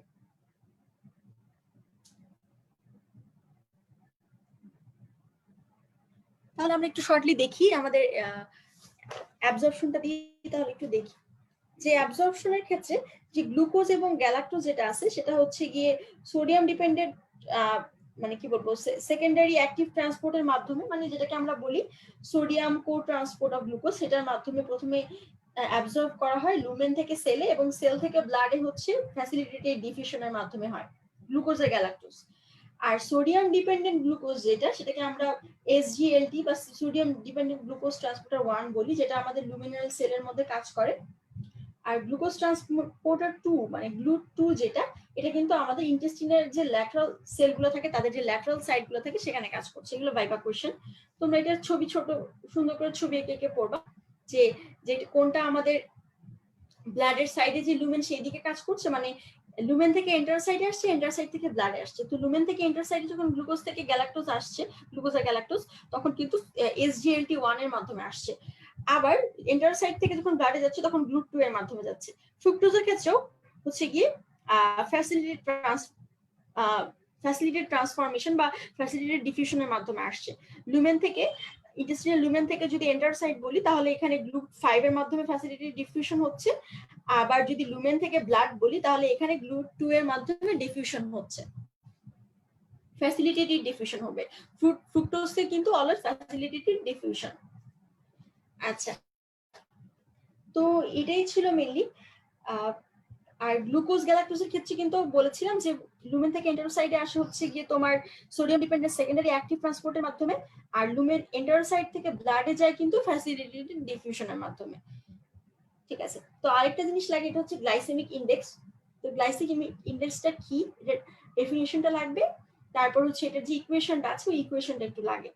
আর যেটা লাগে মানে এটা মেইনলি শর্ট নোটে আসে, তো এটা ছবিটা একটু, গ্রাফটা খুবই সহজ, রেফারেন্স মিল আর টেস্ট মিলের একটা রেশিও, তো এই গ্রাফটা যদি এঁকে দিতে পারো খুবই ভালো। আর কয়েকটা ফুডের তুমি এক্সাম্পল হিসেবে গ্লাইসেমিক ইন্ডেক্স দিলে, যেমন গ্লুকোজের ক্ষেত্রে 100 যদি হয়, ব্রাউন রাইসে 60 to 70%, আইসক্রিমে কত, মিল্কে কত, পটাটোতে কত, ব্রেডে কত, পলিশ রাইসে কিন্তু অনেক কম তাই না, ব্রাউন রাইস থেকে সরি পলিশ রাইসে থেকে কিন্তু ব্রাউন রাইসে গ্লাইসেমিক ইন্ডেক্স অনেক কম। তো এগুলো তোমরা সবাই জানো, টেস্ট মিল আমরা কাকে বলতেছি, মানে রেফারেন্স বা স্ট্যান্ডার্ড মিল আমরা কাকে বলতেছি, এই জিনিসগুলো একটু এবিসি থেকে, এই জিনিসটা এবিসি থেকে পড়লেই হবে, আসলে বেশি ডিটেইলস এখানে লাগবে না। এরপর যদি আমরা আসি যে আমাদের একটা বড় পার্ট মানে মেটাবলিজম পার্টটা বাকি। তো মেটাবলিজম তোমরা সবাই জানো যে এখানে আসলে এখন ব্লাডে চলে এসছে, ব্লাড থেকে আসলে এটিপি তৈরি হবে, এটিপি তৈরি হয়ে আমাদের সেলে এটার এনার্জি পাবে। তো ইম্পর্টেন্ট কিছু অ্যানাবলিক পাথওয়ে আছে, কিছু ক্যাটাবলিক পাথওয়ে আছে। আমরা জানি অ্যানাবলিক পাথওয়ে মানে হচ্ছে কিছু সিনথেসিস করা, ছোট ছোট কিছু র ম্যাটেরিয়ালস থেকে একটা বড় কিছু সিনথেসাইজ করা। ক্যাটাবলিক পাথওয়ে মানে একটা বড় ম্যাটেরিয়ালকে ব্রেকডাউন করা ছোট ছোট কিছু সাব ইউনিট ম্যাটেরিয়ালস। এখানে একটা কোয়েশ্চেন আছে যে গ্লুকোজ পোল কি, গ্লুকোজ পোলটা একটু লাগে। তারপর হচ্ছে গিয়ে গ্লুকোজ হোমিওস্ট্যাসিসটা এবিসি তো তোমরা শুরুতে একটু পাবা, বা গ্লুকোজ হরমোনাল রেগুলেশন যেটা একটু রিডিং দিয়ে রাখতে পারো, তোমাদের বেসিকটা একটু সুন্দর হবে, তোমাদের পড়তে ভালো লাগবে। আবার লিভারের যে গ্লুকোস্ট্যাটিক ফাংশন আছে এটা কিন্তু ভাইবার জন্য খুবই ইম্পর্টেন্ট, বা এটা মাঝে মধ্যে শর্ট কোশ্চেনে দিয়ে দেয়, what is the role of liver as a glucostatic monitor, এভাবে দিতে পারে। মোট কথা হচ্ছে গ্লুকোজ পোলের যে লিভারের যে অ্যাক্টিভিটি আছে, কিছু হরমোনাল অ্যাক্টিভিটি আছে, এই জিনিসগুলো একটু সুন্দরভাবে দেখে নিবা। তো গ্লুকোজের প্রথম পাথওয়ে যেটা, সেটা হচ্ছে গ্লাইকোলাইসিস। আমরা জানি এখানে অ্যারোবিক অ্যানারোবিক দুটো পাথওয়ে আছে। অ্যারোবিক মানে তো বুঝুই অক্সিজেনের প্রেজেন্সে, এন্ড অ্যানারোবিক মানে হচ্ছে অক্সিজেনের অ্যাবসেন্সে। তো গ্লাইকোলাইসিস যেটা, সেটা কিন্তু অ্যারোবিক অ্যানারোবিক সবারই হবে, আমরা এটা জানি। গ্লাইকোলাইসিসের আরো কিছু নাম আছে, যেমন Embden Meyerhof Parnas pathway, EMP pathway, যেটাই বলো না কেন, কারণ এটা আসলে কেন এটা কি ইএমপি পাথওয়ে বলছে এটাও লাগে, এটা ভাইবা কোয়েশ্চেন, যে সায়েন্টিস্টদের নাম অনুসারে তাই না, এই সায়েন্টিস্টদের নামটা একটু জানতে হবে ভাইবার জন্য। তারপরে সে হচ্ছে স্যালিয়েন্ট ফিচার, গ্লাইকোলাইসিসের স্যালিন ফিচার দরকার হয়। এখানে সাবস্ট্রেট কি, প্রোডাক্ট কি, তারপরে আমরা তো জানি গ্লুকোজ থেকে এখানে পাইরুভেট ফর্ম হবে অ্যারোবিক প্রসেসে, আর অ্যানারোবিক প্রসেসে কিন্তু এখানে ল্যাকটেট ফর্ম হবে। এটা সাইট হচ্ছে আমরা এটা সব সেলই পাবো। স্যালিন ফিচারটা খুবই ইম্পর্টেন্ট। তারপর কম্পার্টমেন্ট আমরা জানি সাইটোপ্লাজমে হয় গ্লাইকোলাইসিস, নেচার একটা ক্যাটাবলিক প্রসেস, যেহেতু গ্লুকোজকে ব্রেকডাউন করে আমরা এখানে ছোট ছোট জিনিস পাচ্ছি।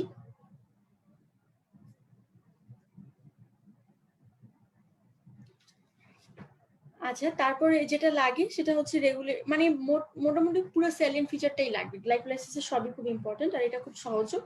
যদি এরপর আসি তাহলে রিঅ্যাকশন, এই যে স্টেপগুলা তোমরা হচ্ছে খুব সুন্দরভাবে একসাথে একটা চার্ট করে নিবা, যেই চার্টের মধ্যে তোমার সবার আগে কিন্তু সব পড়তে যাবে না। সবার আগে পড়বা যে আমরা যদি পাথওয়েটা সবার আগে পড়বা যে গ্লুকোজ থেকে গ্লুকোজ 6 ফসফেট হচ্ছে, তারপর গ্লুকোজ 6 ফসফেট থেকে ফ্রুক্টোজ 6 ফসফেট হচ্ছে, সেখান থেকে ফ্রুক্টোজ 1,6 বিস ফসফেট হচ্ছে, তারপর ডাইহাইড্রোক্সি অ্যাসিটাইল ফসফেট হচ্ছে, আর গ্লিসারলডিহাইড 3 ফসফেট হচ্ছে, তাই না? এই গ্লিসারলডিহাইড 3 ফসফেট ডাইহাইড্রোক্সি দুইটা থেকেই আবার হচ্ছে গিয়ে কি পাথওয়ে যাচ্ছে, তাই না? এটা একটার সাথে ইন্টারকনভার্সিবল। সেখান থেকে আবার কি হচ্ছে 2 গ্লিসারলডিহাইড ফসফেট 3 ফসফেট পাওয়া যাচ্ছে দুইটা, তাই না? গ্লিসারলডিহাইড 3 ফসফেট থেকে আমরা কি পাচ্ছি 1,3 বিস ফসফোগ্লিসারেট পাচ্ছি, সেখান থেকে আবার 3 ফসফোগ্লিসারেট পাচ্ছি, তারপর পাচ্ছি কি 2 ফসফোইনাল পাইরুভেট, তারপর পাচ্ছি পাইরুভেট। ফসফোইনাল পাইরুভেটের পরে কিন্তু আমরা পাচ্ছি পাইরুভেট থেকে পাইরুভেটটা হচ্ছে আমাদের মেইনলি অ্যারোবিক প্রসেসে পাওয়া যায়, আর অ্যানারোবিক ক্ষেত্রে কিন্তু পাইরুভেট থেকে আবার ল্যাকটেটে কনভার্সন হয়। প্রথম স্টেজ পড়ার স্টেজটাই হচ্ছে এরকম, যে কোনো মেটাবলিক সাইকেল শুরুতেই যদি তুমি সব একসাথে পড়তে চাও কখনোই মনে থাকবে না। তোমাকে রিঅ্যাক্টেন্ট আর প্রোডাক্ট মানে পুরো সাইকেলের পাথওয়েটা সবার আগে পড়ে ফেলতে হবে। তারপর যেটা পড়তে হবে সেটা হচ্ছে কোন পাথওয়েটা হচ্ছে থেকে, যেমন গ্লুকোজ থেকে গ্লুকোজ 6 ফসফেট, এটা হচ্ছে তোমার ইউনিডিরেকশনাল। আবার গ্লুকোজ 6 ফসফেট থেকে ফ্রুক্টোজ 6 ফসফেট যেটা হচ্ছে, এটা কিন্তু বাই ডিরেকশনাল, মানে এখানে দুই দিকেই হতে পারে, ফ্রুক্টোজ 6 ফসফেট থেকেও গ্লুকোজ হতে পারে। এরকম ভাবে কোন রিঅ্যাকশনের ডিরেকশনটা পড়বা। তারপর পড়বা হচ্ছে এই যে রিঅ্যাকশন তাদের কি এনজাইম লাগছে পরের স্টেপে। ফোর্থ স্টেপে যেটা পড়বে সেটা হচ্ছে এনার্জি, কোন এনার্জি কোথায় লাগছে, কোথায় এটিপি ব্রেকডাউন হচ্ছে, কোথায় এটিপি তৈরি হচ্ছে, কোথায় এনএডিপি তৈরি হচ্ছে, কোথায় এনএডিপি ব্রেকডাউন হচ্ছে। এটা সব অ্যাজ এ হোল সব মেটাবলিক প্রসেসের ক্ষেত্রেই প্রযোজ্য। যে কোনো সাইকেল, যেমন টিসিএ সাইকেলটা কিন্তু কখনোই রিটেনে এত বেশি দেখি নাই আমি, যে হচ্ছে চলে আসছে who write down the TCA cycle, আসতে পারে, খুব রেয়ার, খুব কোয়েশ্চেন একটু কঠিন হলে, কিন্তু গ্লাইকোলাইসিস কিন্তু খুবই ইম্পর্টেন্ট। এটার পাথওয়ে কিন্তু তোমাকে সব জানতে হবে, এখানে রেট লিমিটিং এনজাইম কোনটা, আবার গ্লুকোকাইনেজ বা হেক্সোকাইনেজ যে এনজাইমটা আছে, তাই না, এই এনজাইমের কিন্তু একটা রেগুলেশন আছে। হ্যাঁ, এখানে কম্পিটিটিভ কিভাবে রেগুলেশন হচ্ছে, কোন এনজাইমটা কার বেশি থাকছে, এই জিনিসগুলো একটু পড়ে নিবা। হেক্সোকাইনেজটা কিন্তু আমাদের সব টিস্যুতে থাকছে, কিন্তু গ্লুকোকাইনেজটা কিন্তু আমাদের অনলি লিভারে থাকবে এবং বিটা সেল অফ দ্য প্যানক্রিয়াসে থাকবে, সবখানে থাকবে না। আর হচ্ছে গিয়ে আমরা পাইরুভেট থেকে গ্লুকোজ পেতে পারি না কেন, মানে হচ্ছে কি কি জায়গায় আমরা ট্র্যাপড হয়ে যাই, তিনটা জায়গায় আমাদের এখানে তিনটা ইউনিডিরেকশনাল রিঅ্যাকশন আছে। এই তিনটা হচ্ছে রিটার্নের জন্য, ভাইবার জন্য খুবই ইম্পর্টেন্ট। এই তিনটা ফেজটা একটু পড়বা, কোথায় এটিপি প্রডিউস হচ্ছে, এটিপি ক্যালকুলেশনটা লাগবে। তারপর হচ্ছে গ্লাইকোলাইসিসে যদি কোনো কারণে একটু ডিস্টারবেন্স হয় তাহলে আমাদের কি হয় আমরা জানি, কি কি ডিজিজ হতে পারে, এটা ভাইবা কোশ্চেন। যেমন আমাদের ল্যাকটিক অ্যাসিডোসিস হতে পারে, হেমোলাইটিক এনিমিয়া হতে পারে, যে কোনো একটা এনজাইমের যদি কোনো প্রবলেম হয় তখন।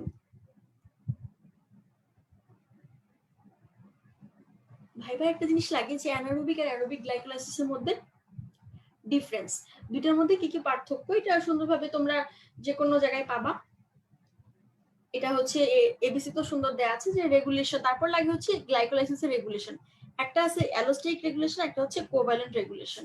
অ্যালোস্টেরিক রেগুলেশন মানে হচ্ছে তো তোমরা বুঝোই, আর কোভ্যালেন্টটাও বুঝো। আর একটা আছে হচ্ছে আসলে হরমোনাল রেগুলেশন। এই তিনটা জিনিস আসলে তেমন বোঝার মতো ওরকম কি না, মানে বুঝে পড়তে অবশ্যই হবে, কিন্তু জিনিসটা কিন্তু মাথায় রাখতে হবে। আরেকটা very very important viva question, হ্যাঁ, এটা হচ্ছে ইনহিবিশন অফ গ্লাইকোলাইসিস। কি কি কারণে আমাদের গ্লাইকোলাইসিসের মধ্যে একটা ইম্পর্টেন্ট মেকানিজম ইনহিবিট হতে পারে। কিছু আছে ইন ভিট্রো, কিছু আছে ইন ভিভো। এটা এমসিকিউ এবং ভাইবার জন্য ইনফিনিটি স্টার কোশ্চেন। ইন ভিট্রোর মধ্যে সবচেয়ে ইম্পর্টেন্ট হচ্ছে ফ্লুরাইড। ফ্লুরাইড দিয়ে হচ্ছে গিয়ে কি করে, ফ্লুরাইড দিয়ে কেন হয় গ্লাইকোলাইসিস ইনহিবিট করে, কারণ ফ্লুরাইডটা আসলে ইনহিবিট করে ইনোলেস এনজাইমটাকে। এই ইনোলেস এনজাইমটা তো আমরা জানি, আমরা হচ্ছে ইনোলেস এনজাইমটা কিন্তু আমাদের একটা ইম্পর্টেন্ট স্টেপে লাগে, তাই না, আমরা জানি। এই ইনোলেস এনজাইমটাকে যেহেতু ইনহিবিট করছে, তার মানে পুরো গ্লাইকোলাইসিসটাই আসলে আমাদের ইনহিবিটেড হয়ে যায়। আর ইন ভিভোতে আমাদের কিছু আছে যেমন আয়োডো অ্যাসিটেট, এটিপি যদি বেশি থাকে তখন কিন্তু আমাদের আর এটিপি প্রোডাকশনের দরকার নেই, তার মানে গ্লাইকোলাইসিসের দরকার নেই। আবার হচ্ছে গিয়ে কিছু হরমোনাল কিছু ফ্যাক্টর আছে, তাই না? গ্লুকোকাইনেস এনজাইমটা যখন বেশি থাকে তখন আমাদের বেশি ব্রেকডাউন হবে। তো মোটামুটি এইটা ছিল। তারপর যেটা লাগে সেটা হচ্ছে তোমাদের এই যে আমরা পাইরুভেট পেলাম, এখান থেকে তো ল্যাকটিক অ্যাসিড হলো অ্যানারোবিকে, আর অ্যারোবিকে হবে কি পাইরুভিক অ্যাসিডটা বা পাইরুভেটটা হচ্ছে গিয়ে তোমার কনভার্টেড হবে, conversion to oxidize to acetyl CoA. এখানে কিন্তু কোএনজাইম এ লাগবে এবং হচ্ছে গিয়ে এনএডিটা এখানে রিডিউসড হয়ে যায়। এখানে স্যালিন ফিচার গুলো লাগবে, স্যালিন যে ফিচার গুলো আছে। তারপর টিসিএস সাইকেলের টিসিএস সাইকেলটা খুবই ইম্পর্টেন্ট। এখানে তোমার কি কি নামে আমরা ডাকি TCS cycle, Krebs cycle, citric acid cycle, tricarboxylic acid cycle, আরো কিছু নাম আছে। তোমরা এই নামগুলো সবগুলো একটু পড়বা সুন্দর করে। অবশ্যই স্যালিন ফিচার লাগবে। এখানে রেট লিমিটিং এনজাইম কিন্তু একাধিক, মানে 3টা রেট লিমিটিং এনজাইম আছে।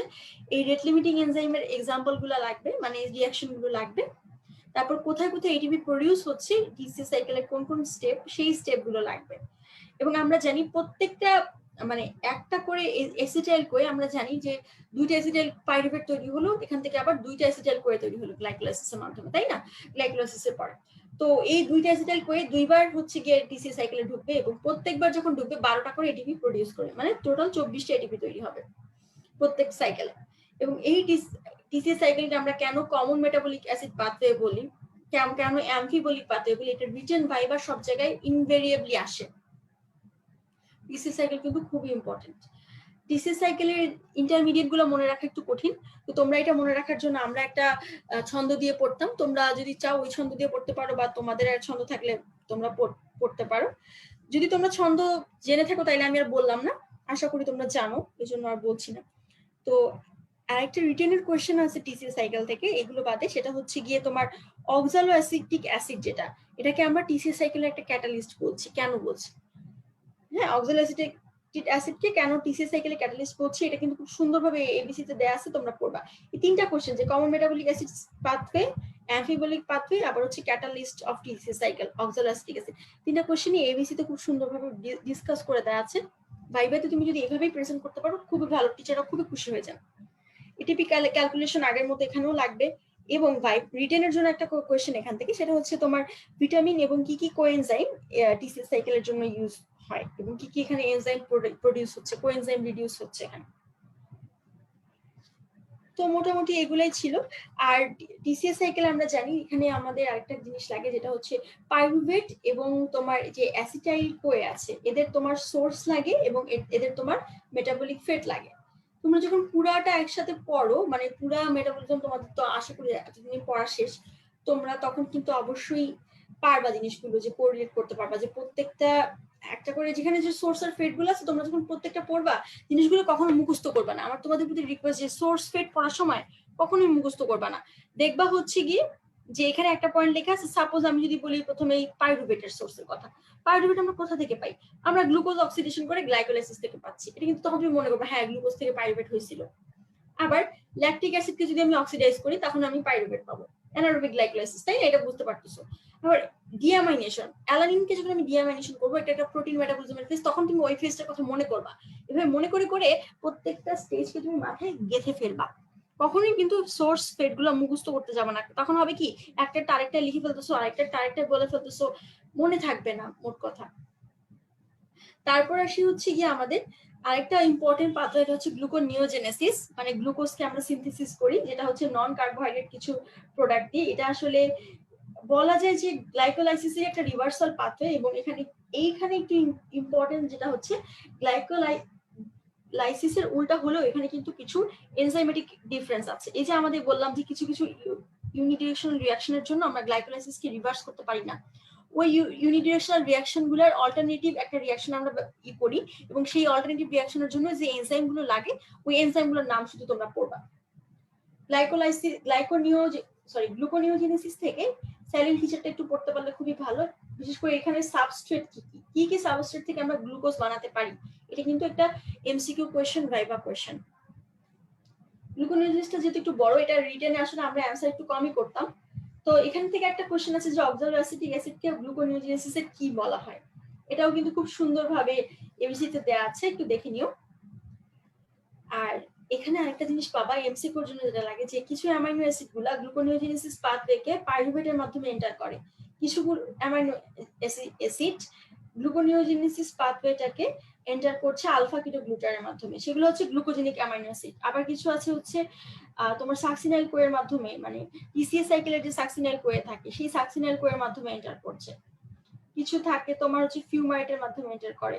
এই এক্সাম্পল গুলো যতটুকু সম্ভব একটু মনে রাখা, সব মনে থাকবে না, কারোরই থাকে না, আমারও থাকতো না, বারবার প্র্যাকটিস করলে একটু মনে থাকবে ইনশাআল্লাহ। তো এনজাইম গুলোর নাম সব একটু পড়বা। আর এখানে আছে হচ্ছে কোরিস সাইকেল বলে একটা সাইকেল আছে, যেটাকে আমরা ল্যাকটিক অ্যাসিড সাইকেল বলি। আমরা জানি অ্যারোবিক কন্ডিশনে তো হচ্ছে গিয়ে আমাদের যেসব সেলগুলোতে মাইটোকন্ড্রিয়া থাকে না, যেমন আরবিসি, তাদের ক্ষেত্রে কিন্তু আমাদের ল্যাকটেট প্রোডিউস হয়, মানে অ্যানারোবিক গ্লাইকোলাইসিস হয়। তো তখন কিন্তু যেসব সেলে মাইটোকন্ড্রিয়া থাকে না, যেমন আমাদের আরবিসি, তাদের কিন্তু অ্যানারোবিক কন্ডিশনেও ল্যাকটেটটা প্রোডিউস হচ্ছে, অ্যারোবিক কন্ডিশনেও। তো মাইটোকন্ড্রিয়া আছে এমন কিছু সেলও কিন্তু আবার অ্যারোবিক কন্ডিশনে ল্যাকটেট প্রোডিউস করতে পারে, যেমন আমাদের ডাব্লিউবিসি, তারপরে রেটিনা, রেনাল মেডুলা, এই এক্সাম্পল গুলো কিন্তু লাগে। আবার কিছু অ্যাভাসকুলার টিস্যু আছে, যেমন আমাদের লেন্স, কর্নিয়া, এরা কিন্তু অ্যানারোবিক গ্লাইকোলাইসিসের হেল্প নেয়। তো মোট কথা এদের কিন্তু ল্যাকটিক অ্যাসিডটা প্রোডিউস করে এরা। এই ল্যাকটিক অ্যাসিডের মধ্যে লিভারের সাথে, এই যে অ্যানারোবিক গ্লাইকোলাইসিসের সেলের সাথে লিভারের একটা রিলেশনশিপ আছে। তো আমাদের যখন গ্লুকোজ থাকে তখন তো আমরা জানি গ্লুকোজ থেকে অ্যানারোবিক গ্লাইকোলাইসিসের মাধ্যমে পাইরুভেট থেকে ল্যাকটেট হলো, এই ল্যাকটেটটা হয় কি লিভারে চলে যায়, লিভারে গিয়ে যখন আমাদের গ্লুকোজ অ্যামাউন্ট অনেক বেশি হয়ে যাচ্ছে, তখন আমাদের ব্লাড গ্লুকোজ বেড়ে যাচ্ছে, তখন লিভারে গিয়ে আলটিমেটলি ল্যাকটেটটা পাইরুভেট হয়ে আবার গ্লুকোজ হয়ে জমা থাকতেছে, মানে জমা থাকার পর আবার ব্রেকডাউন হচ্ছে।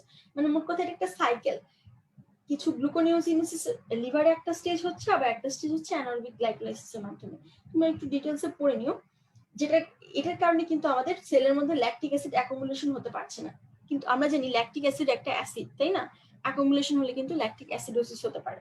তো আলটিমেটলি আমাদের ল্যাকটিক অ্যাসিডটা যখন আমাদের লিভারে চলে আসতেছে, আমাদের সেলের ভিতরে না জমা হয়ে আলটিমেটলি ব্লাডের মাধ্যমে আমরা লিভারে নিয়ে আসছি আমাদের ল্যাকটেটটা, যেটা এক্সক্রিজ থেকে যাচ্ছে। ল্যাকটেটটাকে লিভারে এনে আমরা কিন্তু গ্লুকোনিওজেনেসিস পাথওয়ের মাধ্যমে আমরা এটাকে পাইরুভেট করে মাধ্যমে তার ল্যাকটেটটাকে পাইরুভেট করছি, তারপর এটাকে গ্লুকোজ করছি। তো আলটিমেটলি গ্লুকোজ হিসেবে আমরা লিভারে জমা রাখছি, মানে গ্লাইকোজেন ফর্মে। কিন্তু আমরা এটাকে কিন্তু কখনোই ল্যাকটেট হিসাবে বা ল্যাকটিক অ্যাসিড হিসেবে জমা রাখছি না, কারণ আমাদের সেলে তাহলে ল্যাকটিক অ্যাসিড হয়ে যেত আমাদের। আরেকটা আছে হচ্ছে গ্লুকোজ অ্যালানিন সাইকেল। এই সাইকেলটা হচ্ছে, এগুলো আসলে মেনলি ভাইবার জন্য লাগে, এটা ভাইবার এমসিকিউর জন্য তোমাদের বেশি ইম্পর্টেন্ট। তারপর HMP shunt, hexose monophosphate shunt, এটা একটু কঠিন দেখে সবাই টাস্ক করে না, এটার সেলিন ফিচারটা পারলেই অনেক। আর এটা কিন্তু একটা alternative pathway of glucose metabolism, এটা কিন্তু একটু লাগে, এই জিনিসটা একটু লাগে। এটার পাথওয়ে সবাইকে জিজ্ঞেস করে না, এটা পাথওয়ে দরকার নাই, সেলিন ফিচার পারলেই যথেষ্ট। তারপর আসি হচ্ছে গিয়ে আমাদের টিসিএ সাইকেল হলো। টিসিএ সাইকেলে আমরা জানি, একটু আগে বলছিলাম যে টিসিএ সাইকেলে আমরা যেই এনজাইম গুলো পাচ্ছি, বা এনজাইম গুলোর মাধ্যমে আমাদের যে কোএনজাইম ছিল, ওই কোএনজাইম গুলো কিন্তু রিডিউসড হয়ে যাচ্ছে। ওই রিডিউসড কোএনজাইম গুলোকে কিন্তু আমরা এ থেকে এটিপি পাচ্ছি ইলেকট্রন ট্রান্সপোর্ট চেইনের মাধ্যমে। এখন আসলে ইলেকট্রন ট্রান্সপোর্ট চেইন থেকে কি কি লাগবে? ইলেকট্রন ট্রান্সপোর্ট চেইন থেকে কিন্তু অনেক কিছু লাগে আপনার, হ্যাঁ। যেমন ধরো তোমার ইলেকট্রন ট্রান্সপোর্ট চেইনে কোথায় এই পুরো চেইনের পাথওয়েটা লাগে, তারপর কোথা থেকে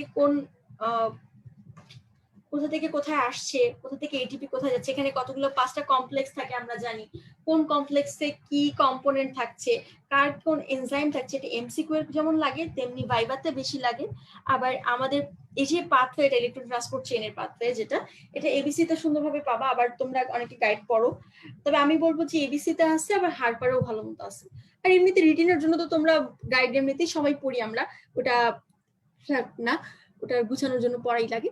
কিন্তু তোমাদের ইলেকট্রন ট্রান্সপোর্ট চেইনের যে কমপ্লেক্স গুলো আঁকা শিখতে হবে, হ্যাঁ, এটা কিন্তু প্রফের জন্য খুবই ইম্পর্টেন্ট। আরেকটা রিটার্নের জন্য important question electron transport chain থেকে, এটা হচ্ছে ইনহিবিট করে কে কোন কোন জায়গায় এই ব্লকটাকে ইনহিবিট করে রাখছে, এটা হচ্ছে ইম্পর্টেন্ট কোশ্চেন। তারপর এখানে কে ইলেকট্রন ক্যারিয়ার, আমরা জানি সাইটোক্রোম গুলো হচ্ছে ইলেকট্রন ক্যারিয়ার, কে হাইড্রোজেন ক্যারিয়ার, কোন কমপ্লেক্স থেকে কি হচ্ছে, একটা এনএডি রিডিউসড এনএডি থেকে আমরা হচ্ছে 3টে এটিপি পাই, আবার একটা রিডিউসড এফএডি থেকে কিন্তু আমরা 2টে এটিপি পাচ্ছি। এটা কিন্তু আমাদের নর্মাল ইয়ে। কিছু কিছু বই আবার দেখবা যে কিছু ফ্র্যাকশন এটিপি কালেকশন আছে, তো তোমরা এত ঝামেলার মধ্যে যাবা না, তোমরা শর্টকাট যেটা সহজ যেটা ওটাই পড়বা। ইলেকট্রন ট্রান্সপোর্ট চেইনটা কিন্তু খুবই ইম্পর্টেন্ট। এরপর আসি হচ্ছে গ্লাইকোজেন মেটাবলিজমে। গ্লুকোজ থেকে যেহেতু আমরা, আচ্ছা আরেকটা তার আগে একটা জিনিস বললি, গ্লাইকোলাইসিস এবং এক্সেস মনোফসফেট শান্ট এই দুটোর মধ্যে পার্থক্যটা মাঝে মধ্যে ভাই জিজ্ঞাসা করে। তারপর আসি হচ্ছে আমাদের গ্লাইকোজেন জেনেসিস, মানে গ্লাইকোজেন তৈরি হয় যেটা সিনথেসিস। এখানে আমাদের সাবস্ট্রেট গ্লুকোজ আর প্রোডাক্ট হচ্ছে গ্লাইকোজেন। এখানে সাইট তো বুঝোই লিভার এবং স্কেলেটাল মাসেল হবে এবং এটা সাইটোপ্লাজমে হবে। এখানে রেট লিমিটিং এনজাইম হচ্ছে গ্লাইকোজেন সিনথেস। এটার পাথওয়েটা একটু করতে পারলে ভালো, যারা খুব ভালো মার্কস পাও, যারা প্রফে একটু ভালো করতে যাও, তারা শুধু এটার পাথওয়েটা একটু পড়ে ফেলবা। রিটেনের জন্য যতটা ইম্পর্টেন্ট, ভাইবার জন্য তার থেকে একটু বেশি ইম্পর্টেন্ট।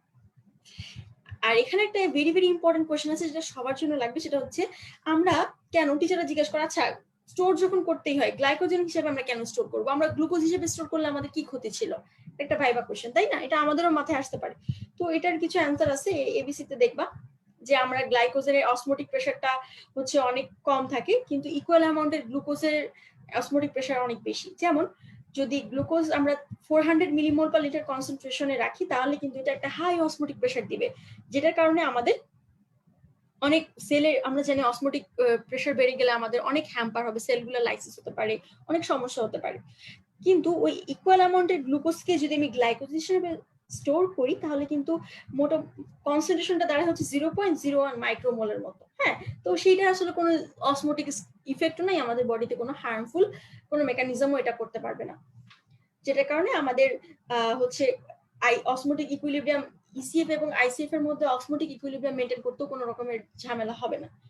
এজন্য আল্লাহ আমাদের হচ্ছে গ্লাইকোজেন হিসেবে এটাকে স্টোর করার মেকানিজম দিয়েছেন আমাদের শরীরে। আর গ্লাইকোজেনের মধ্যে আমাদের এনার্জি ভ্যালুটা অনেক হাই থাকে। তারপর গ্লাইকোজেনটা আসলে ডিফিউজ করে না, যে স্টোরেজ সাইটে থাকে, যেহেতু গ্লাইকোজেন আমরা জানি একটা কলয়েড ক্রিস্টাল, আমরা এখনো বলিনি। কলয়েড মানে আমরা জানি এগুলো অনেক লার্জ পার্টিকেল, এগুলো হচ্ছে ডিফিউশন করতে পারে না, ক্রিস্টালয়েড ডিফিউশন করে। তো এটা কলয়েড হওয়ার কারণে গ্লাইকোজেনটা আমরা কিন্তু এটা ডিফিউশন করে না, যেখানে রাখবো ও লক্ষ্মী বাচ্চার মতো ওখানেই থাকবে। কিন্তু গ্লুকোজটা কিন্তু একটু দুষ্টু টাইপের বাচ্চা, ও করে কি, ও কিন্তু ক্রিস্টালয়েড, সো ও কিন্তু হচ্ছে গিয়ে ডিফিউশন করে ফেলবে যে কোনো সময়।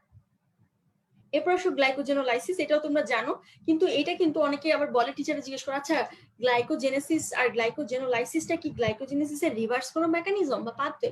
তো অনেকে আমরা মাঝে মধ্যে বলি আচ্ছা একটা তৈরি হয় একটা ব্রেকডাউন হয়, তার মানে মনে হয় এটা রিভার্সাল, কিন্তু না, এটা কিন্তু সেপারেট একটা পাথওয়ে, এটা কিন্তু it's not reversal of glycogenesis. Okay, এটা মনে রাখতে হবে, ভাইবা কোশ্চেন। স্যালিন ফিচার লাগবে, এবং এই যে গ্লাইকোজেনেসিস আর গ্লাইকোজেনোলাইসিসের যে দুইটা এনজাইম আছে রেট লিমিটিং, একটা হচ্ছে গ্লাইকোজেন সিনথেস, একটা হচ্ছে গ্লাইকোজেন ফসফোরাইলেজ। এই দুইটা এনজাইমের নামটা একটু জানতে হবে। রেট সেলিন ফিচার লাগবে দুইটা। মাসেল গ্লাইকোজেনোলাইসিস আর লিভার গ্লাইকোজেনোলাইসিসের পার্থক্য লাগবে। মাসেল গ্লাইকোজেনোলাইসিসের মেইন প্রোডাক্টটা কিন্তু আমরা গ্লুকোজ 1 ফসফেট পাই, আর লিভারে গ্লাইকোজেনোলাইসিস হলে কিন্তু আমরা ফ্রি গ্লুকোজ পাই। তো এখান থেকে একটা কোয়েশ্চেন আসে, কেন আমরা এরকম হয়, তাই না? দুই জায়গায় কিন্তু আমরা গ্লুকোজ কেন পাচ্ছি না? আমরা জানি যে গ্লাইকোজেনোলাইসিস যেটা হয়, সেখানে যে লাস্ট স্টেপটা, সেখানে কি হয়, গ্লুকোজ 6 ফসফেট থেকে আমরা হচ্ছে গ্লুকোজকে কনভার্ট করি। এটা আমরা করি হচ্ছে মানে গ্লুকোজ 1 ফসফেট থেকে আলটিমেটলি আমরা গ্লুকোজ 6 ফসফেট করি, তাই না? এই যে গ্লুকোজ 1 ফসফেট থেকে গ্লুকোজ 6 ফসফেট হলো, আবার গ্লুকোজ 6 ফসফেট থেকে যে গ্লুকোজ হবে, এইখানে যে একটা এনজাইম লাগে, এই এনজাইমটাকে আমরা বলি গ্লুকোজ 6 ফসফেটেজ এনজাইম। এই এনজাইমটা হচ্ছে আমাদের লিভারে থাকে, কিন্তু মাসেলে থাকে না, এর জন্য মাসেলে কনভার্সন এই লাস্ট স্টেপটা হয় না।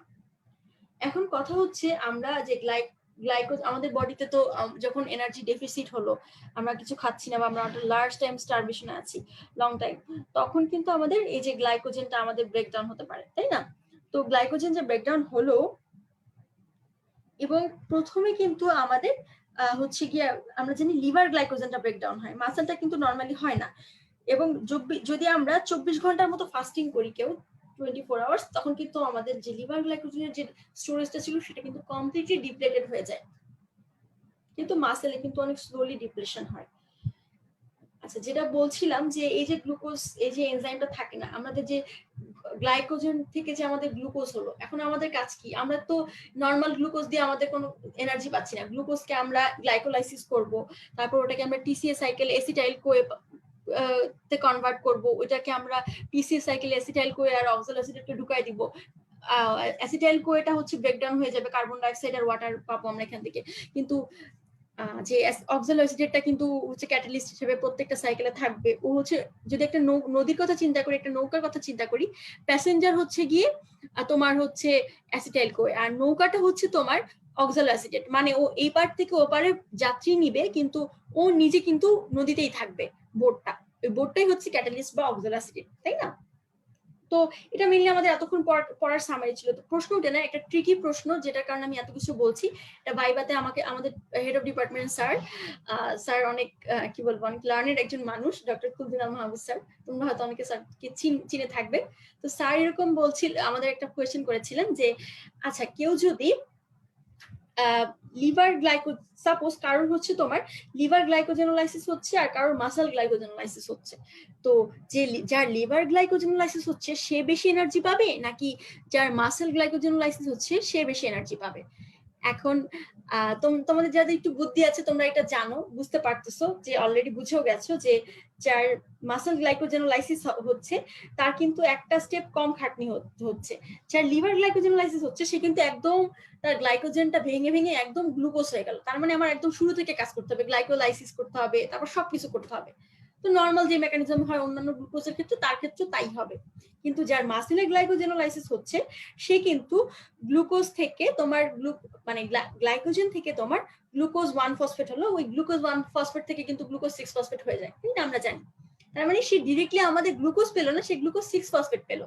আমরা কিন্তু জানি গ্লাইকোলাইসিসের ফার্স্ট স্টেপটাই হচ্ছে গ্লুকোজ থেকে গ্লুকোজ 6 ফসফেট হচ্ছে, এবং এখানে কিন্তু আমাদের একটা এনার্জি খরচ করে আমাদের এটা বানাইতে হচ্ছে। লিভার গ্লাইকোজেনোলাইসিসে আমরা যে গ্লুকোজটা পাইলাম, ওকে আমাদের ফার্স্ট স্টেপ অফ গ্লাইকোলাইসিসে একটা এনার্জি এটিপি বেশি খরচ করতে হইলো গ্লুকোজ 6 ফসফেট বানাতে। কিন্তু মাসল গ্লাইকোজেনোলাইসিসে কিন্তু আমাদের একদম রেডিমেড গ্লুকোজ 6 ফসফেট পেয়ে যাচ্ছে, এখানে কিন্তু একটা এনার্জি বেশি থাকছে। তার মানে একটা জিনিস একটা টিপি কম খরচ হচ্ছে, তার মানে ও বেশি এনার্জি পাচ্ছে এখানে। হিসাবটা এমনই, এবং এটা একটা ট্রিকি কোয়েশ্চেন। হঠাৎ করে ভাইবা জিজ্ঞেস করলে আসলে একটু সময় লাগে ভাবতে, কিন্তু তোমাদের আশা করবো ইনশাল্লাহ তোমাদের সমস্যা হবে না। তো মোটামুটি আমাদের total metabolism, digestion, absorption, metabolism যদি বলি তাহলে এগুলাই ছিল, এর মধ্যে ইনশাল্লাহ সব চলে আসছে।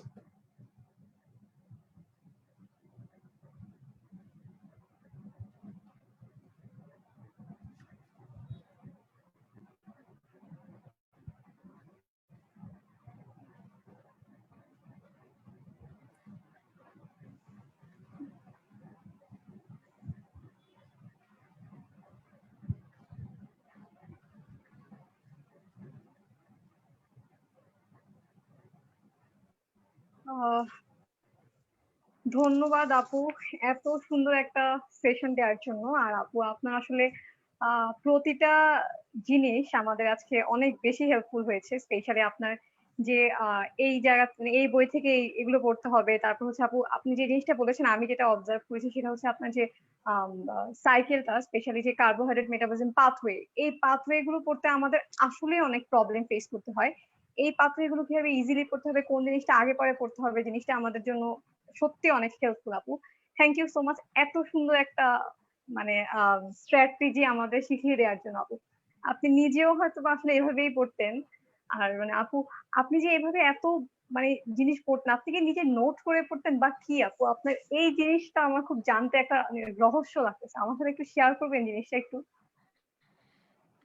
না রে, আমি সব নোট করতে পারতাম না, নোট করা আসলে একটু কঠিন আমার কাছে। মানে ফাঁকিবাজ স্টুডেন্ট, আমার নোট করা খুব আলসেমির ব্যাপার লাগতো। আমার বই পড়তে ভালো লাগে, বই দাগিয়ে দাগিয়ে পড়তে। আমি যদি এক লাইনও পড়ি আমার বইয়ে একটা দাগ অবশ্যই থাকবে, বুঝছো? আমি দাগিয়ে দাগিয়ে বই পড়তে খুব ভালো লাগে। নোট করা আসলে খুব কষ্টের ব্যাপার। লেকচার গুলো তুলতাম, লেকচার থেকে যদি মনে হইতো যে এই জিনিসটা একটু লিখলে ভালো, বা আমার একদম অগোছানো হয়ে গেছে, তখন যদি সময় থাকতো, নর্মালি আসলে এত সময় থাকতো না সত্যি বলতে, তবে আমাদের টিচারদের লেকচার গুলো অনেক গুছানো থাকতো, এটা ঠিক, এবং এর জন্য আমাদের পড়তে অনেক সুবিধা হতো। আর কোনটা কোন বই পড়বো এটা তো আমাদের টিউটোরিয়াল টিচার হেল্প করতেন। আবার কিছু কিছু জিনিস যা বলেছি নিজের থেকে কিছু আবিষ্কার আছে টুকিটাকি, যে আমার কাছে মনে হয়েছে যে এই জিনিসটা এখানে ভালো লাগছে, এখান থেকে পড়ে আমার ইজি হয়েছে, তাই আমি আর কি সব মিলিয়ে বলেছি। তবে আমাদের টিচারদের এখানে অনেক কন্ট্রিবিউশন, আমাদের টিচার অনেক সুন্দর করে পড়াইছেন আমাদেরকে, আলহামদুলিল্লাহ। আপু আপনি যদি নিজেকে ফাঁকিবাজ বলেন তাহলে আপনার জন্য আমার একটাই প্রবাদ, সেটা হচ্ছে বৃক্ষ তোমার নাম কি ফলে পরিচয়। আপনার একেকটা ক্লাস করে সত্যি কথা আপু মানে শেষ করতে ইচ্ছা করে না। এত শুনতে ইচ্ছা করে, এত গুছানো জিনিসগুলো। মানে মনে হয় যে সবকিছু এখনই আয়ত্ত হয়ে যাচ্ছে। আমাদের যাদের সামনে প্রফ বা যারা এখন ফার্স্ট ইয়ারে সবাই সত্যিকার অর্থে আপনার ক্লাসগুলো করলে মানে এত বেশি হেল্পফুল যে আমাদের মানে পুরো একটা আইডিয়া চলে আসে যে কোনটা করতে হবে বা কোনটা না করতে হবে। আমরা আশা করবো আপু আপনি আমাদের এভাবে আরো ক্লাস দিবেন। শুধু এই ফার্স্ট ইয়ারের ক্লাস না, ভবিষ্যতে আপনি এরকম আরো ভালো রেজাল্ট করবেন ইনশাল্লাহ, আমাদের দোয়া রইল। আর আপনি ভবিষ্যতেও আমাদের এভাবে প্রতিনিয়ত ক্লাস দিয়ে যাবেন, এক্সিজের সাথে আপনি সব সময় থাকবেন, আমরা সেই আশা ব্যক্ত করছি আপু। এত তাড়াতাড়ি আপনাকে আমরা যেতে দিব না, সব সময় আপনাকে আমরা আমাদের সাথে চাই। ইনশাআল্লাহ, আল্লাহ চাইলে অবশ্যই। সবাই আমার জন্য দোয়া করবা, সবাই এক্সিস এর জন্য দোয়া করবা। সত্যিকার অর্থে অবশ্যই এক্সিজের জন্য দোয়া করবো। এক্সিজকে আমি পার্সোনালি থ্যাংক ইউ জানাচ্ছি যে আমাদের এত সুন্দর লিজেন্ডারি ম্যাম টিচারদের মাধ্যমে, ভাইয়া আপুদের মাধ্যমে ক্লাস দিচ্ছে, জিনিসগুলো যে আমাদের জন্য কত হেল্পফুল এরকম একটা ক্রুশিয়াল মোমেন্টে, সেটা ভাষায় বলে বোঝানো যাবে না। ধন্যবাদ এক্সিসকে আরো একবার আমার পক্ষ থেকে। আর দর্শক যারা এতক্ষণ আমাদের সাথে ছিলেন, আপনাদের সবাইকে অসংখ্য ধন্যবাদ। আর যারা আমাদের ভিডিওটি পরে দেখবেন, আপনাদের সবাইকে বলে রাখছি দর্শক, সেশনের শুরুতে আমি বলে দিয়েছিলাম যে আমাদের ইউটিউব চ্যানেল লিংক আমি কমেন্ট বক্সে দিয়ে দিব, যেটা আমি অলরেডি কমেন্ট বক্সে দিয়ে দিয়েছি। আপনারা সবাই একবার সাবস্ক্রাইব করে নেবেন যাতে করে ভবিষ্যতে আপনারা সুন্দরভাবে সাবস্ক্রিপশনের মাধ্যমে নতুন নতুন ভিডিওগুলো আগে আগে আপনাদের কাছে চলে যায়। এই বলে আজকের ক্লাস এখানেই বিদায় নিচ্ছি দর্শক। আর সবাইকে আগামীকাল একই সময়ে আমাদের প্রোটিনের উপর ক্লাস নেবেন জাহের আপু, সেই ক্লাসের অগ্রিম স্বাগতম জানিয়ে আজ এখানেই বিদায় নিচ্ছি। ততদিন সবাই সুস্থ থাকবেন, নিরাপদে থাকবেন এবং আমাদের জন্য দোয়া করবেন, এক্সিজের জন্য দোয়া করবেন যাতে এক্সিজ এভাবেই প্রতিনিয়ত আপনাদের সেবা প্রদান করে যেতে পারে। সেই আশা ব্যক্ত করে আজ এখানেই শেষ করছি। সবাই ভালো থাকবেন। আসসালামু আলাইকুম। আল্লাহ হাফেজ।